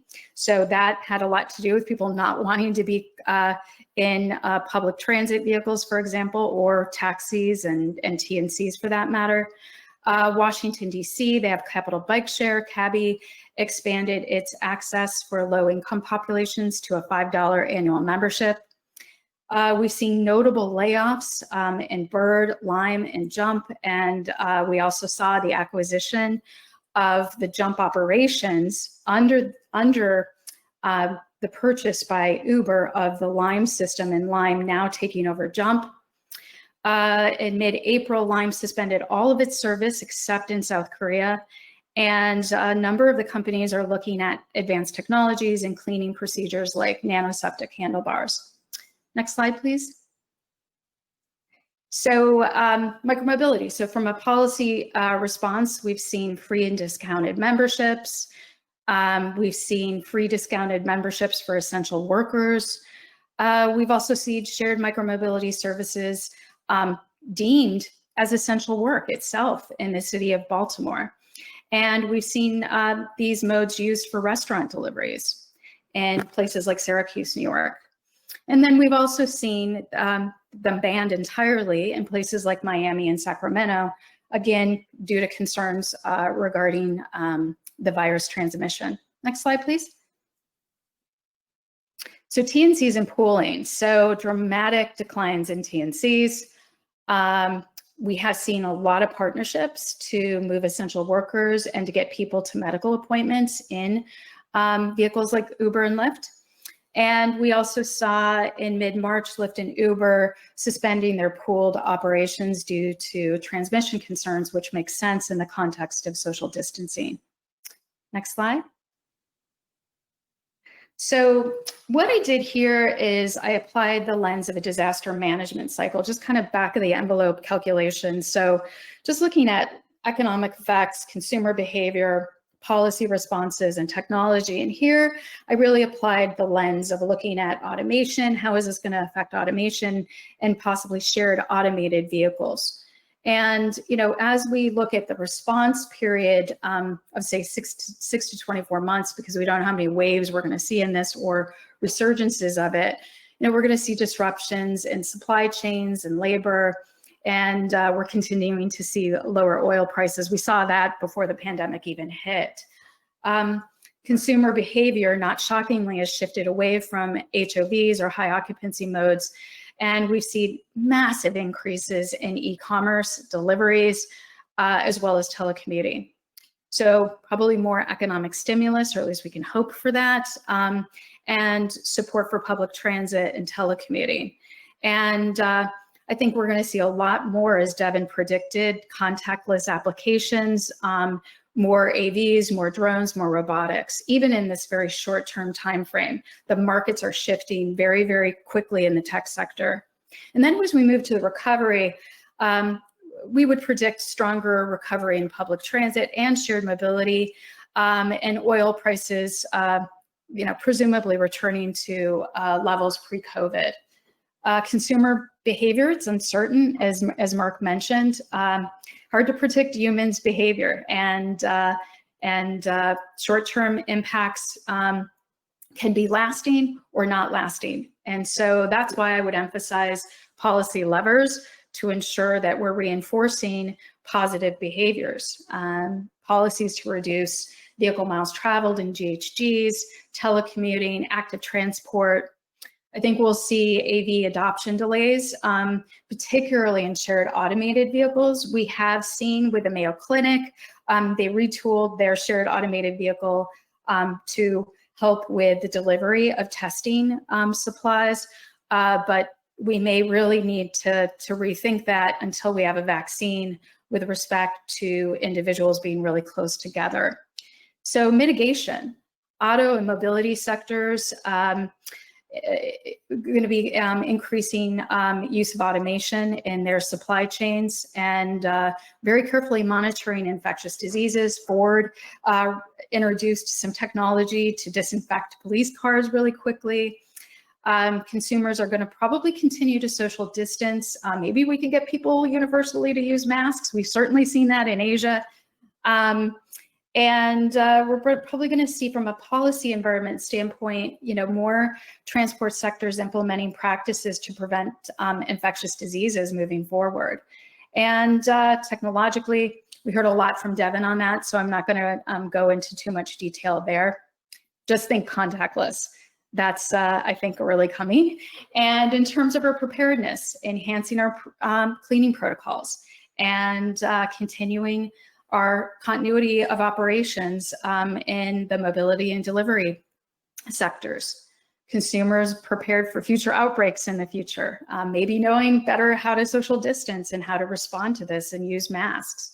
And the transport sector implementing practices to respond to infectious diseases.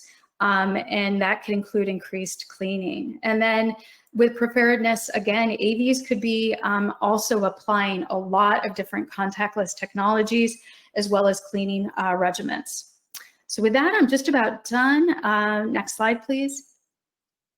So as we navigate this new normal, I know that's kind of overplayed at this point, but the first time I gave this talk, it was kind of a new normal. And so how can we turn crisis into opportunity? I think we've got a really big role for public policy here, and want to reinforce and go back to that message around social equity, and also just people themselves, is thinking about the consumer, thinking about people's needs being central, how to maximize all of these benefits that come with a disruption, and how can shared mobility help? You know, I think there's a big opportunity here, particularly for people that can no longer afford to own their cars because they have to make trade-offs between buying food and paying rent. And I think it's also really important for us to understand the impacts on our gig workers, our economies that depend on people riding in their cars to get around. How are they going to survive in this? So with that, I'd love to wrap up, and looking forward to the Q&A. Thank you. Thank you very much. I really appreciate the idea that there are multiple futures and we've got lots of things to consider. Also applying that disaster model to what we're looking at and the idea that there's a difference between where we're at and where we're headed. So I think that that really ties together all of the presentations from Governor Gregoire's to Mr. Hellenbach's. All right, we've got one more presentation and then we'll open it up for questions and answers. Mr. Medford, Chris Medford is president and CEO of Community Attributes, which is a Seattle-based consulting firm that transforms data into analysis and strategies for governments, nonprofits, and philanthropy. He founded CAI in 2005, known for bringing data to life in engaging ways, which many of us who work in the public sector know that that is not easy. Sometimes transforming very complicated information into things that is not as complicated. So I'm looking forward to that. Talking about urban planning, economic development, and strategic planning. Father of two and active in many community organizations, a BA in mathematics. So if you can make mathematics not complicated, I'm looking forward to that as well. So I'll turn it over to Mr. Medford. Thank you very much. Thank you, Sabrina. And just to confirm, you are advancing the slides. Is that right, Sabrina? Okay, cool. Thank you. Well, thanks for having me, everybody. It's an honor to join this panel. I've enjoyed listening to your comments and presentation thus far, and I'll look forward to a good Q&A discussion. I'm going to present some data about the regional economy in the Puget Sound region and some considerations to extrapolate it across the world as we know it today, and to do my best to tie it back to transportation as we go. I appreciated all the remarks. I'll try to refer back to a few of them to come to mind. This first slide I have updated recently to have the red line look more like the curve as the reality is played out. But the most important part about this slide, which has been touched on a time or two through the comments so far, is that we're in a messy middle phase right now. Right? This is phase 2 that I just bluntly call there's no vaccine or no treatment. I don't think we need any more grandiose title than that. That's just where we are. And the green line to represent economic productivity in general terms, you can think of it as gross domestic product if you'd like, as a good proxy, good enough proxy to do that. And the red line being the virus metrics, conceptually, of course. And I don't have any more insights than anyone else in the world as to when this phase will end, as to when there's a vaccine or treatment. But for discussion purposes, we throw it up there to say, all right, most folks are talking about something many months away from now. And if it lasts a year from now, then we're going to continue to be in this mode. In this mode, with great leadership, including Governor Gregoire and Governor Inslee and a lot of good leaders across the U.S., we know that there's a lot of opening things up and shutting things down right now. And as we look at the virus as the leading indicator of what we can do economically, then it's going to be a lot of painful ups and downs and starts and stops. And we're experiencing that in real time, of course, right now, at least nationwide. And I'm really gratified to be in Washington State, quite frankly, to have the leadership that we've had to keep this at a dull roar in terms of the drama that comes with it. Compared to the major starts and stops, I saw the mayor of Miami recently calling to shut things down again. And it's dramatically harder to start things up and shut things down and start things up again than it is to slowly open things up and try to manage the public health crises as we do that. There is a very good chart floating around.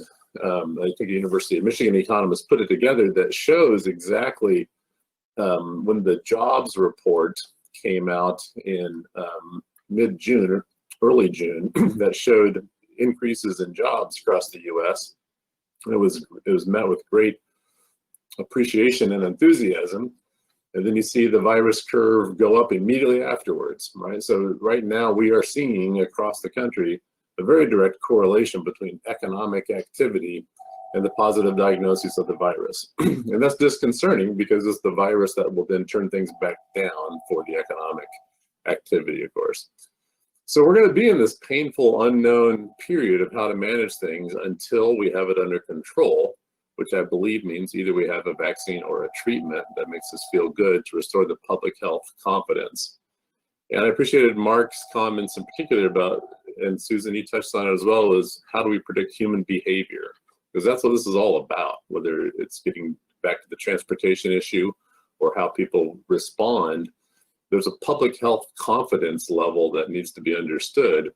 or maybe in some cases, it's a public health acceptance level to understand the risk that comes with this, and how the public embraces their perception of risk translates through to economic activity and to transportation, of course, ultimately. So I also appreciated Mark's comments that we won't know. It's a dangerous, it's a risky proposition to predict how human behavior will evolve and how things will react. So a lot of the good data floating on it right now about surveys. I appreciated one of Governor Gregoire's slides, which I quickly looked up from Gartner, that showed 74% of businesses anticipate at least some share of their workers working permanently on a remote basis.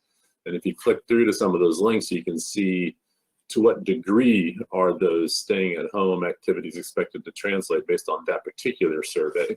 In other words, they show 74% of businesses doing at least some, and then a smaller percentage, of course, as you go up, as it shifts to half of all workers working from home or most workers from home, then it goes down. And who knows? Time will tell as to how the employees' confidence in their workplace health environment is, and how employees feel comfortable and risk-free in taking transit back to those areas. Which then, so those areas I just tailed off ambiguously there, but we're talking about employment centers, right? So we go back to Mark's slide of land use, and to elevate awareness that everyone on this call knows about how land use and transportation are inextricably linked. I would add fiscal policy, state fiscal policy to that as well. It's something that often gets a little brushed under the rug of how much state fiscal policy actually drives land use, which in turn drives transportation. It's a very much a systems thinking exercise to figure this stuff out. So are employment centers going to be as strong and vibrant over the next few years as they have been, is a big question. And as Mark says, we'll see. We'll see if people's behaviors shift back to the way they were. Has to do with public health confidence. Has to do with what habits are new habits that stick versus returning to old habits. Sabrina, you can move us forward visually here, please. Let me add a few more data points to the thinking about what may or may not continue on. We have done a number of surveys. We're shortly away from starting a third round of these surveys in the Puget Sound region. It started from the mayor of Seattle and her Office of Economic Development. They were one of the first to recognize the impact on businesses, and the Office of Economic Development in the city of Seattle, one of their strengths is a focus on small businesses. And they've got great distribution lists and contact information of the very small businesses around the region.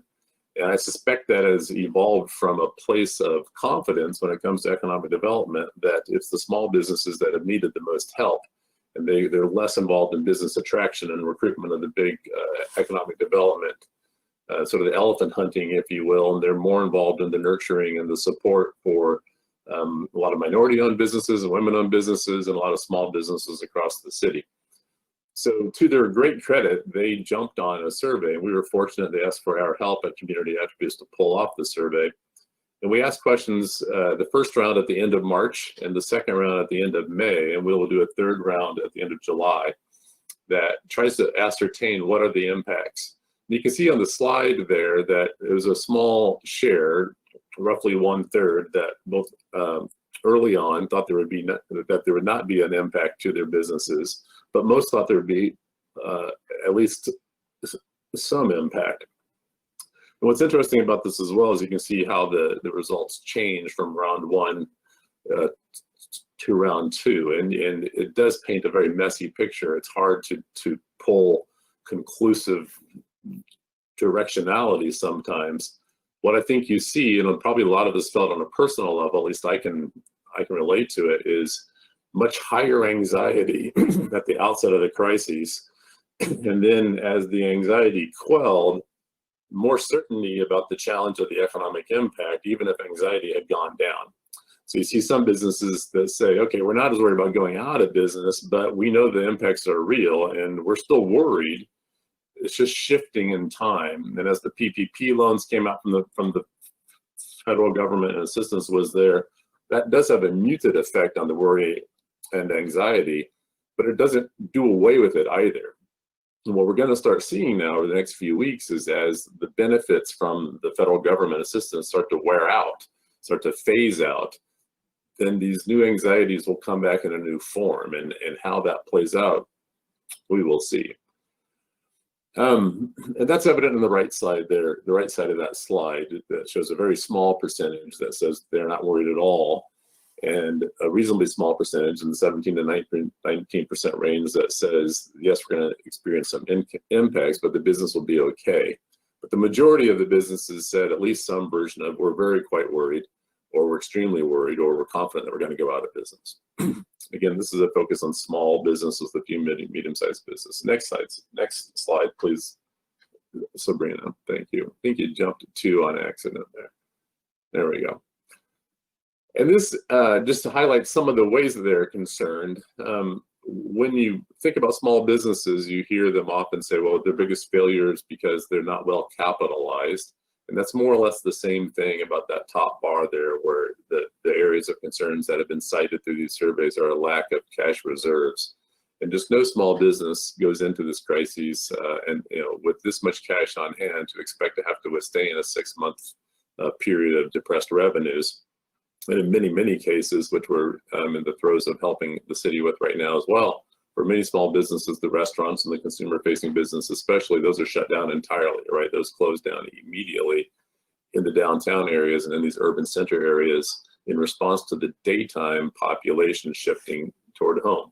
So there might be some spending that shifts into the neighborhoods, and think about your transportation impacts along with this as well, because the small business recipients for the restaurants and the dining services, they go where the people are. And so the businesses that have had a benefit that come from this, an economic benefit anyway, are really the grocery stores and the businesses that were able to do the takeout and that sort of thing in the neighborhoods and shifting away from downtown, which has profound transportation and land use implications of where is the daytime population. The unemployment rate is high, of course, it's in the mid-teens. But the shifting of where the work is done is profound. And back to that 74% number from the Gartner research about shifting to let the workers work remotely. And how long will that play out is the unknown, referring back to my line picture of showing where the uncertain period might be. Those numbers about concerns about rents and lease payments are non-trivial as well, because they've got big impacts on the office market in downtown. I'm alone in my 4,000 square feet of office that I pay rent on every month right now, and it's safe for me personally because I'm here and there's no one else here within my 4,000 square feet. But it's ridiculous that this is the situation. So for my small business, I need to work my way out of this situation, and what that means shuffling around for office tenants downtown Seattle, again, is something that time will tell. Is this a short-term pain that will pop back up and the demand will be there? Or are there long-term shifts that will come with this? My understanding is that there's a lot of activity in the office markets here downtown Seattle. If for every business like mine that says, I don't need 4,000 square feet any longer, all I really need is a few hundred square feet or 1,000 square feet, I'm hopeful there's another business out there that has 10,000 square feet right now, and they're saying to themselves, boy, I sure would love to have a 4,000 square foot office. So there is this activity that is shuffling around. And I'm told anecdotally that a lot of the major office tenants in downtown Seattle are actually rather assertively looking for deals and snatching up even more office space. Again, that's anecdotal from the real estate community. But if that's some indicator, then it could be that so that there is a return to office employment in downtown as the economy starts to open up, which has repercussions for transit and what the commuting lifestyle looks like. But these things all need to be reconciled. So for example, the office tenants may be taking on more square feet, but maybe the number of jobs are going down, right? Both those things can happen at once, where the square feet per employee is going way, way up because of social distancing and they need to feel safe. So these trends have got to play themselves out, and you get to the practical realities of how it plays out. It comes down to the length of terms of a lease. You know, I've got 3 years left on my office lease, so I need to work my way out of that, where other folks, if the average lease term is, let's say, 5 years, that means 20% of businesses are turning over every year. And you might have a deep decline in office occupancy right now, but how that plays out with those different moving parts, time will tell. Next slide. Sabrina, please. I'll pick up the pace a little bit for time. As I mentioned, a lot of the job losses are consumer facing. There are major equity concerns. The very first jobs affected by unemployment were a lot of folks in the service wage levels, the folks least likely to be able to weather long-term unemployment. Lots of important conversations at the state level about unemployment programs right now. I'm very worried about the cost of unemployment shifting, or that's going to be piled on to employers. The Seattle Times finally had an article about that this weekend. I've been looking for that news for the whole past quarter because I pay my unemployment insurance, so I know viscerally exactly what that's like. And I think that's a big wave that is going to be a big challenge for the state of Washington over the next few months that can actually weigh down some of the recovery by putting downward pressure on rehiring because rates have gone up. It can really pile up to have a discernible impact on hiring choices when business costs go up like that. Next slide, please. I'm not going to talk through all these, sort of a catch-all slide, just to sort of to be aware of how the economic impacts from the virus and the crisis we're in span a number of areas that are very important to the Puget Sound regional economy. I'm going to highlight that in the next couple of slides just really quickly with pictures. Sabrina, if you will, please, the next slides. A part of this is consumer confidence. What does it look like? We have these shifts in technologies. A lot of folks are now embracing at home through e-commerce. Nationwide, going into this crisis, I think e-commerce still only represented about 12% of the retail sales across the country. So it had lots of upside room to expand. And a lot of folks that were not comfortable with buying things online are now way more comfortable over the past couple of months. So there are some shifts happening there. It has profound implications on transportation in the neighborhoods. Of course, there are more Amazon and UPS and FedEx trucks going around my neighborhood than there are commuters right now, that's for sure. And how that plays out and how that evolves, I think that is an acceleration of trends that were already underway, and it will continue to affect what transportation looks like in the neighborhoods. Next slide, please. And just a few slides just to remind ourselves how much our economy depends on crowds. We're a long ways away from this being a realistic picture. I hang on all the great updates from the public health world, for whether it's our state or our county leaders in that regard, or certainly at the national level. And I've not heard anything too promising to think that this is a realistic picture in the near future. So the economic impacts from these events are huge, and they affect the hotel industry, the restaurant industry, and the retail industry, and all kinds of support industries that support this activity. Next slide. Transit, of course, this picture strikes terror in a lot of people's eyes right now, and well, it should, right? We're a long ways from this feeling like a safe environment, and how that plays out with the demand and supply of transit and workflows and the commuter systems. We've got a long ways before we can figure out that with confidence. Next slide, please. Childcare, right? It's probably one of the more underappreciated components of our recovery. Anyone that is managing a team that has a parent or two with kids at home, this is a very important link to our system for productivity. And until childcare is safe, where parents feel good about leaving their children in a safe environment, then their productivity will be compromised, and they are an important component of our workforce. Next slide, please. That was one of my daughter. My daughter's one of those girls in there. Just to check that off. A very long time ago, that picture. Just a couple more slides to wrap up. Don't take my words for it, of course. Here's the Boeing CEO from just a couple months ago now, saying he would expect 2 to 3 years for travel to return to 2019 levels, and an additional few years beyond that for the industry's long-term growth to return. Of course, this has very devastating impacts to the Boeing workforce, which, in spite of our technology diversification, aerospace and Boeing are a critical pillar of our regional economy, and they affect transportation, land use, and neighborhoods and communities as well. We've done several studies that show how important the workforce of Boeing is to the suburban cities of the Puget Sound region, and these are great concerns about what the recovery period looks like. Next slide. I touched on this earlier, just to remind ourselves where so much uncertainty lies. And then there's a question about recovery. What does recovery mean? The easier way to define recovery is just to get back to that same level of economic productivity that we were at before the crises. But another important understanding, especially when it comes to state fiscal management, is to recoup the losses that were incurred along the way. And with that definition in mind, then that tail of productivity extends much further out into the future, probably towards 2030 or so. Next slide, please. Just to wrap up, there are some changes underway that will affect land use and transportation. In most of these cases, these are accelerations of technology, of trends that were already underway. And you recognize them as saying, oh yes, it's accelerating those things, such as small batch manufacturing locally as an example.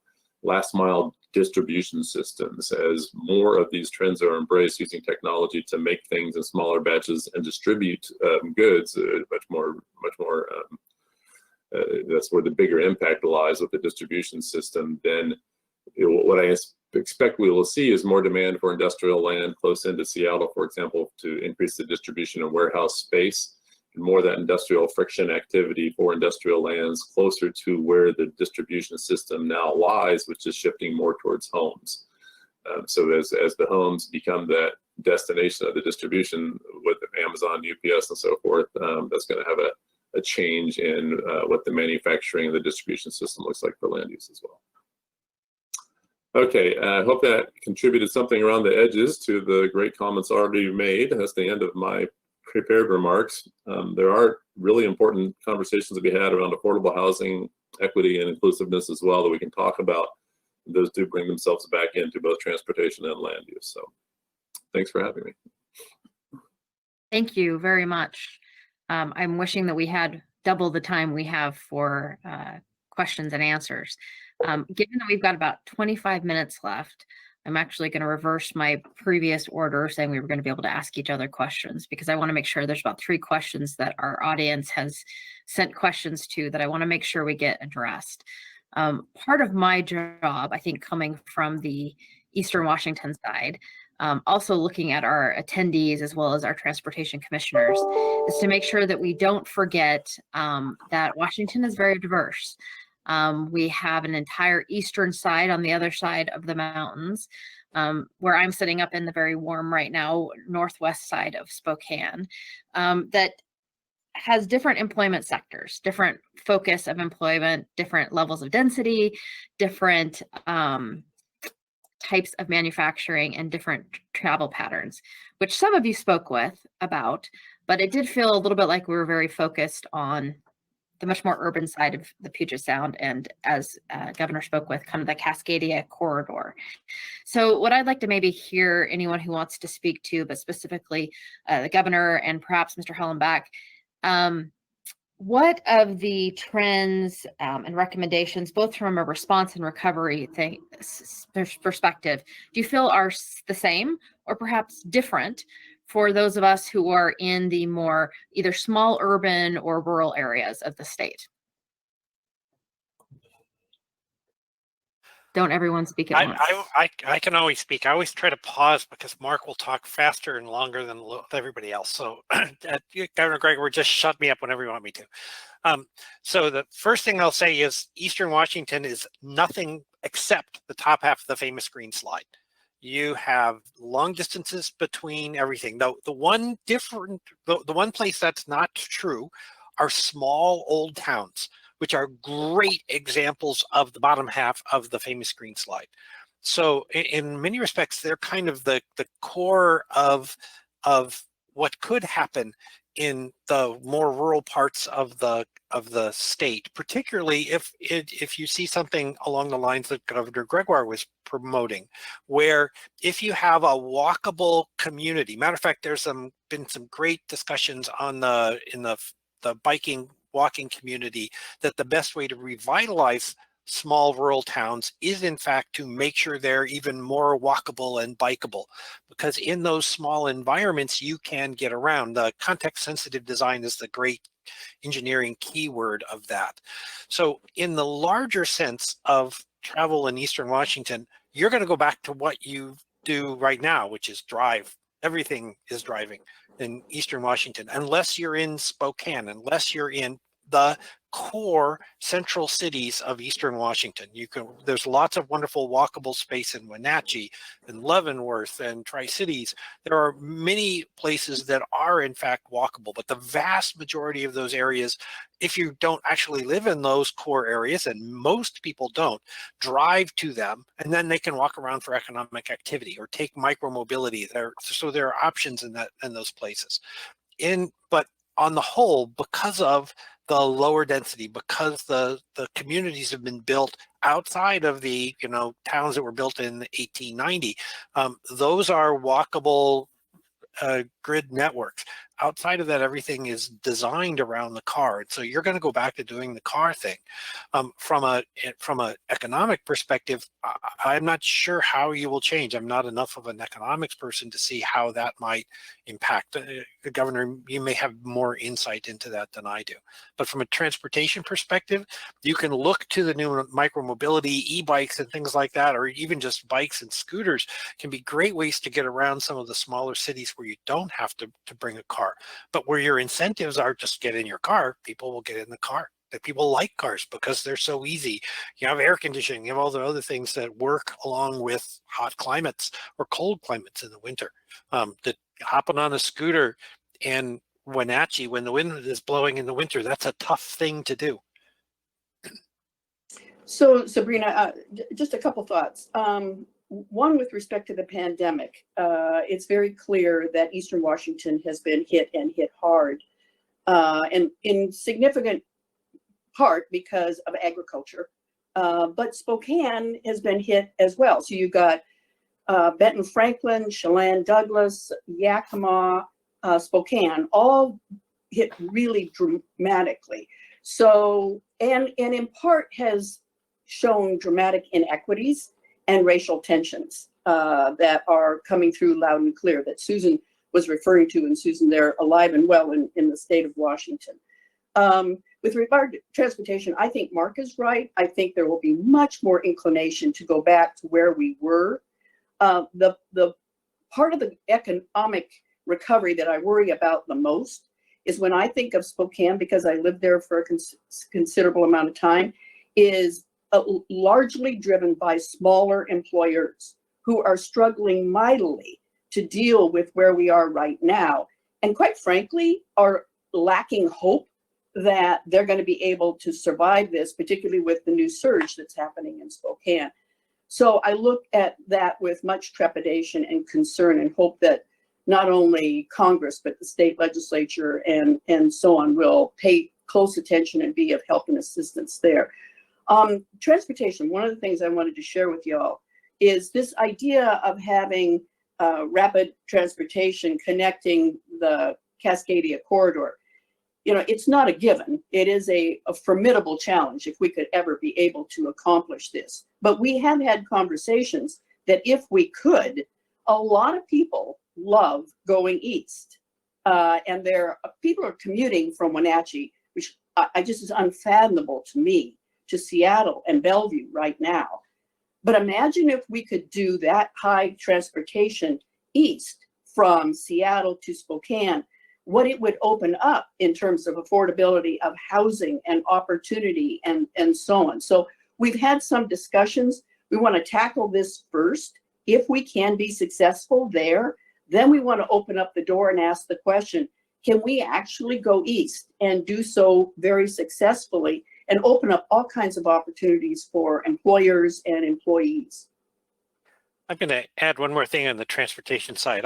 The favorite talk I have given in my professional career is autonomous vehicles and what will happen. It's basically a 45-minute comedy spiel, but all technically correct. And it's because it's so easy to take the comedy and bring it into example after example. So one of the things in autonomous vehicles are they going to be shared? The Google owns them and they come and get you and take you to wherever, and you're sharing them with other people, right?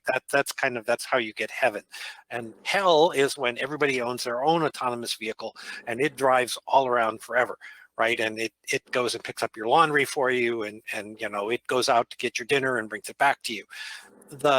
One of the interesting hell scenarios, although it's heaven for Eastern Washington, is imagine if your car can drive you from Moses Lake to Seattle, right? And you don't drive, it's not a Prius, right? It's not a van. It comes with 3 screens and an office chair, right? And you sleep for an hour and a half, you get up and go to work, and you work in your car for 2 hours, and you get to South Lake Union and you work for 3 hours, you get back in the car and you have all your meetings, you get back in the car and it drives you back to Eastern Washington. The fact that it takes you 3 hours is irrelevant.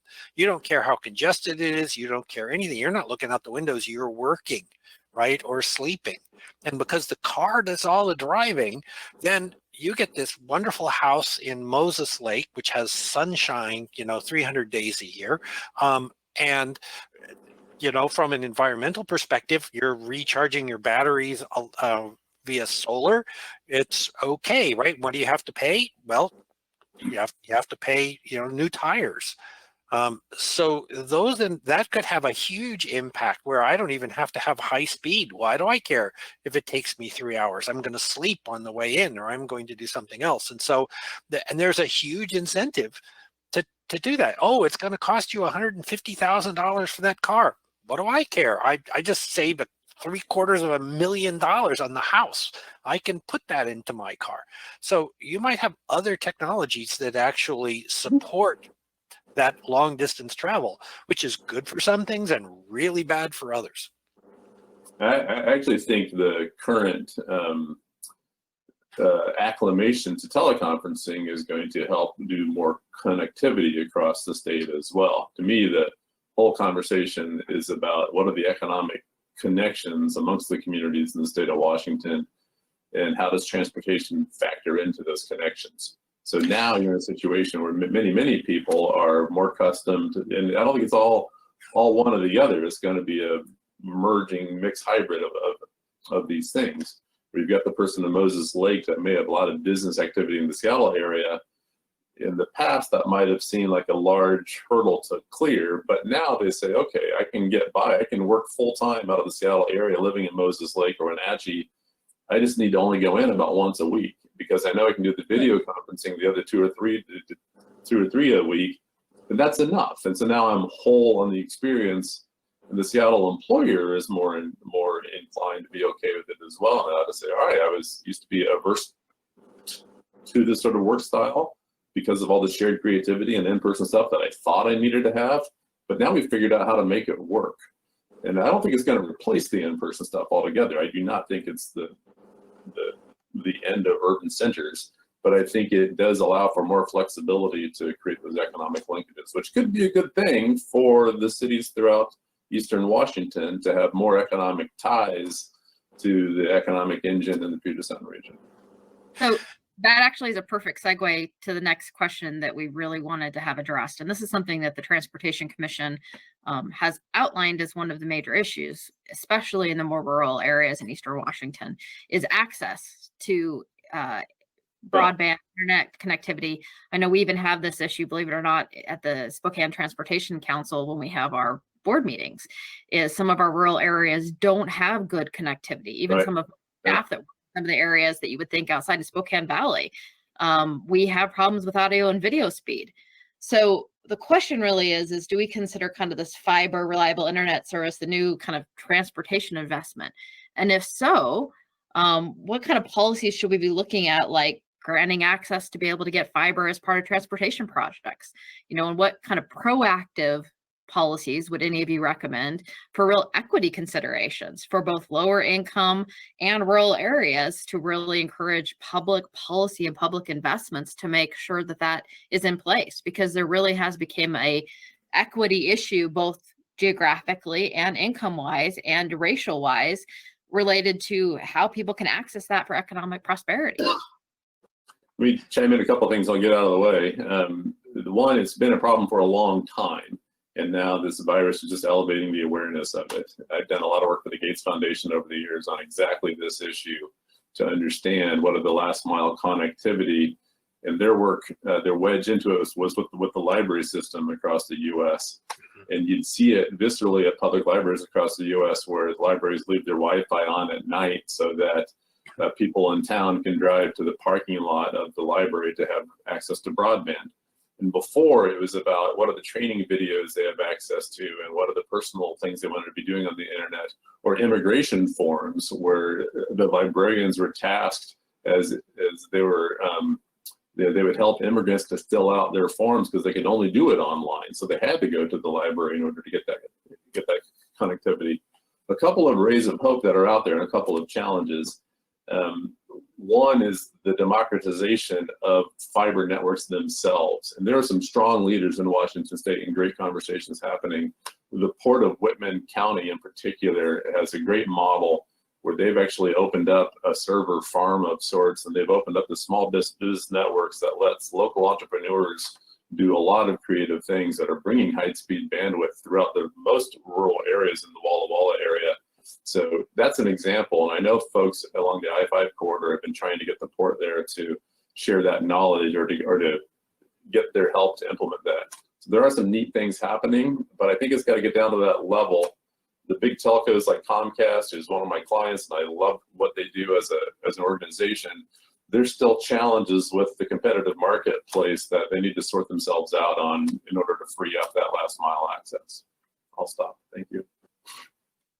And I'll walk into this recognizing that Susan and Mark will correct me. But I believe the pandemic has given us an opportunity to change higher education and give it an opportunity to be much more available to people who otherwise could not access it if we could get this problem solved. This is the key. The connectivity issue is the key to making that possible. So I look at the social equity issues and I ask myself, let's make some lemonade by getting some retraining and training and skills opportunities to people in remote and rural areas in Eastern Washington and Western Washington for that matter. If we could just get the connectivity up and running again, and if we could get higher education in at least this state to much more embrace remote learning as a golden opportunity that can come out of this pandemic. The only thing I'll add is I come from a family full of teachers, lots of high school teachers in my family. And when the pandemic first hit and schools shut down, the assumption was that people had access, and many of the lower income access was through the library. And one of the worst things that happened from a high school and below educational value was the library shut down. Quite correctly. I mean, hooray, that's the right thing on the pandemic side. But from an access education wise, it was a disaster in urban areas, let alone rural areas, because of the lack of connectivity. And that connectivity is even in lower, but even in urban areas, in the lower income areas, you may have one low speed device. You might be, everybody is sharing a smartphone. There's huge social economic lack of access in all of the lower income areas, whether that's rural, which has a physical infrastructure basis, or whether it's in urban, where it tends to be more an economic basis, for lack of that communication. And so, yes, we're definitely at the universities doing a better job of remote learning. But if you can't access that remote learning, whether it's because of money or because of bandwidth, you're still totally out of luck. Right. The only thing I would add to this conversation about access and accessibility overall is that, yeah, fiber is definitely a solution, right? But I see that as something that's not going to address immediate concerns of COVID. And so some of the strategies that I've seen that I think are quite inventive is to create mobile hotspots. And so in the Sacramento region, what we saw was the creation of these mobile hotspots with buses in low-income neighborhoods so that the children could get access to Wi-Fi so that they could take part in the educational process. But it's not just access to Wi-Fi, right? It's access to the devices themselves. And so this is another major issue that I look at, and a lot of the research that I do is, you know, people may not have access to the smartphone devices, let alone the Wi-Fi packages that go with them. So we have to also think about the devices, and I think some short-term and near-term strategies for addressing accessibility. And I think these mobile hotspots are a really brilliant idea. As an engineer, a famous line in engineering is nothing is impossible in engineering. The impossible just takes more time and money, right? And so in this technological problem, our biggest problem is money. If you go into the emergency management, there are all kinds of ways to bring emergency hotspots to areas that hurricanes have gone through. You just need money. Of course, what are we short of right now? Because the pandemic has trashed our economy, we're short of money. And so how you actually pay for this stuff is as important as the technical side. The technical stuff, hey, I'm an engineer, we can do it. You just write me a check and I'll be there tomorrow, right? It's the writing the check that's the hard part right now for us. You guys make amazing transitions for my question. Thank you. We set it up for you. That's really just not what our messaging job. art behind the scenes. So probably the last question that we have time for is related to money, but also tying back to Susan's point that if you think back to your charts, there's the difference between our response column and then our recovery column. And so tying back both funding as well as how do we start planning and investing in recovery while we're consumed with response, especially in the context of not only is all of our revenue forecast down, in the state of Washington, as probably all of you now know, we have the cloud even before the pandemic of $30 car tabs. So we were already in our field trying to figure out how we were going to deal with that revenue forecast. And then we had another huge storm hit us. So with the financial cloud, as well as that most of our elected officials that are on this line are thinking, we're just trying to respond. And now really we should be proactively thinking about recovery. So with that context, how do you suggest our audience, especially the elected officials listening, think about the paradigm shift to recovery, not just response? And how do we get comfortable with the level of risk that is inherent in the innovation that is going to be required to actually go into recovery? Yeah, I'd love to jump in on this question because I'm thinking about this daily. Is, you know, with the CARES Act, right? We see the $25 billion going to public transit, but the way public transit funding works, and I'm sure a lot of your elected officials know this, right? It's formula-based funding. It's very siloed. It's not terribly innovative. And so there's already been a lot of pushback about using some of that funding in a more creative and innovative way to propel us forward towards a public transit renaissance that maybe is a blend of public-private services, for example. And perhaps we get rid of some of these routes, re-examine where the routes are, and maybe bring in microtransit operators. Maybe you bring in back-end operations only, or you outsource, right? Or you provide subsidies. But right now, the way formula funding for public transit work doesn't really allow you a lot of creativity. So it allows you to respond and shore up the holes we have in the budgets today, but they're nowhere going to shore us up. even through the end of this year. So this is something that I'm really deeply passionate about. Is I think we've got to all work together across the United States to make our voices heard about these stimulus packages and how we do funding for public transit. It really has to be rethought. We need a new flexible funding model, and we have to bring innovation in and the private sector in. And I really think that that's how we manage the risk. But if we keep this same fare box return, formula-based funding model, I think we're going to be in a lot of trouble. I think we're going to lose public transit systems.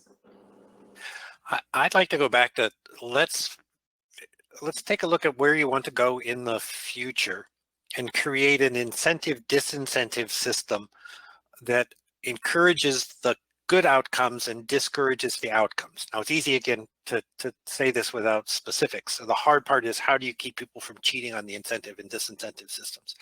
But, you know, historically, we got transportation and land use because people did them together. You know, the streetcar systems built much of our, you know, the early 1900s U.S. cities were all based around land use speculation allowed by the transportation network that we built. The Transcontinental Railroad got built because we gave away land.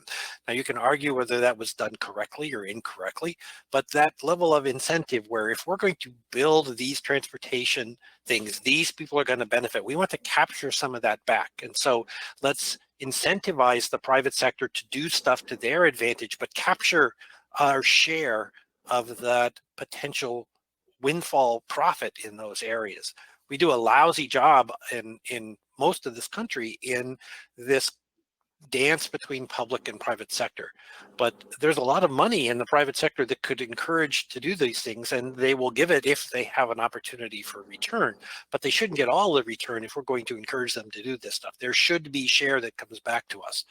The only transit system in the world that makes money urban is Hong Kong. And why did they make money? Well, because they control the land use and they build land use that encourages the transit system to function. And that, okay, great. So public-private development of park and ride lots. If you're going to build, you know, Sound Transit 3, thank goodness, you know, the land use is changing with it. If you go to BART, early BART was terrible on the land use. What does BART do now really well? Land use associated with their train stations. We need to encourage this mix of do it right and you get to do cool things, do it wrong and we're not going to help you at all, right? Something along in the policy perspective where you're looking to the future. Susan, you're laughing. That's good. That means I didn't miss too badly. No, you're great. So Governor Gregoire, do you have maybe a 15-second summary for us? And then I think we probably need to send it back to our chairman to close out our meeting. So from my perspective, we need a national infrastructure bill.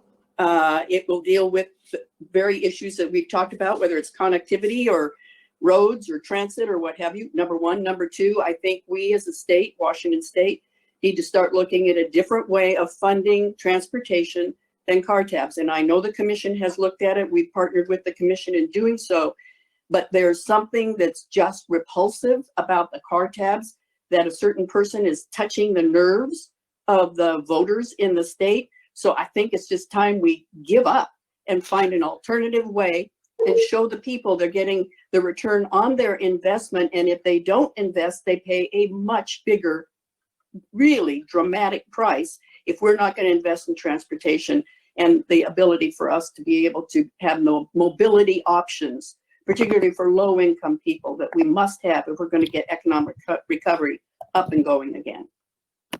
Well, thank you. Thank you to all of our panelists and for the great transition opportunities you gave me.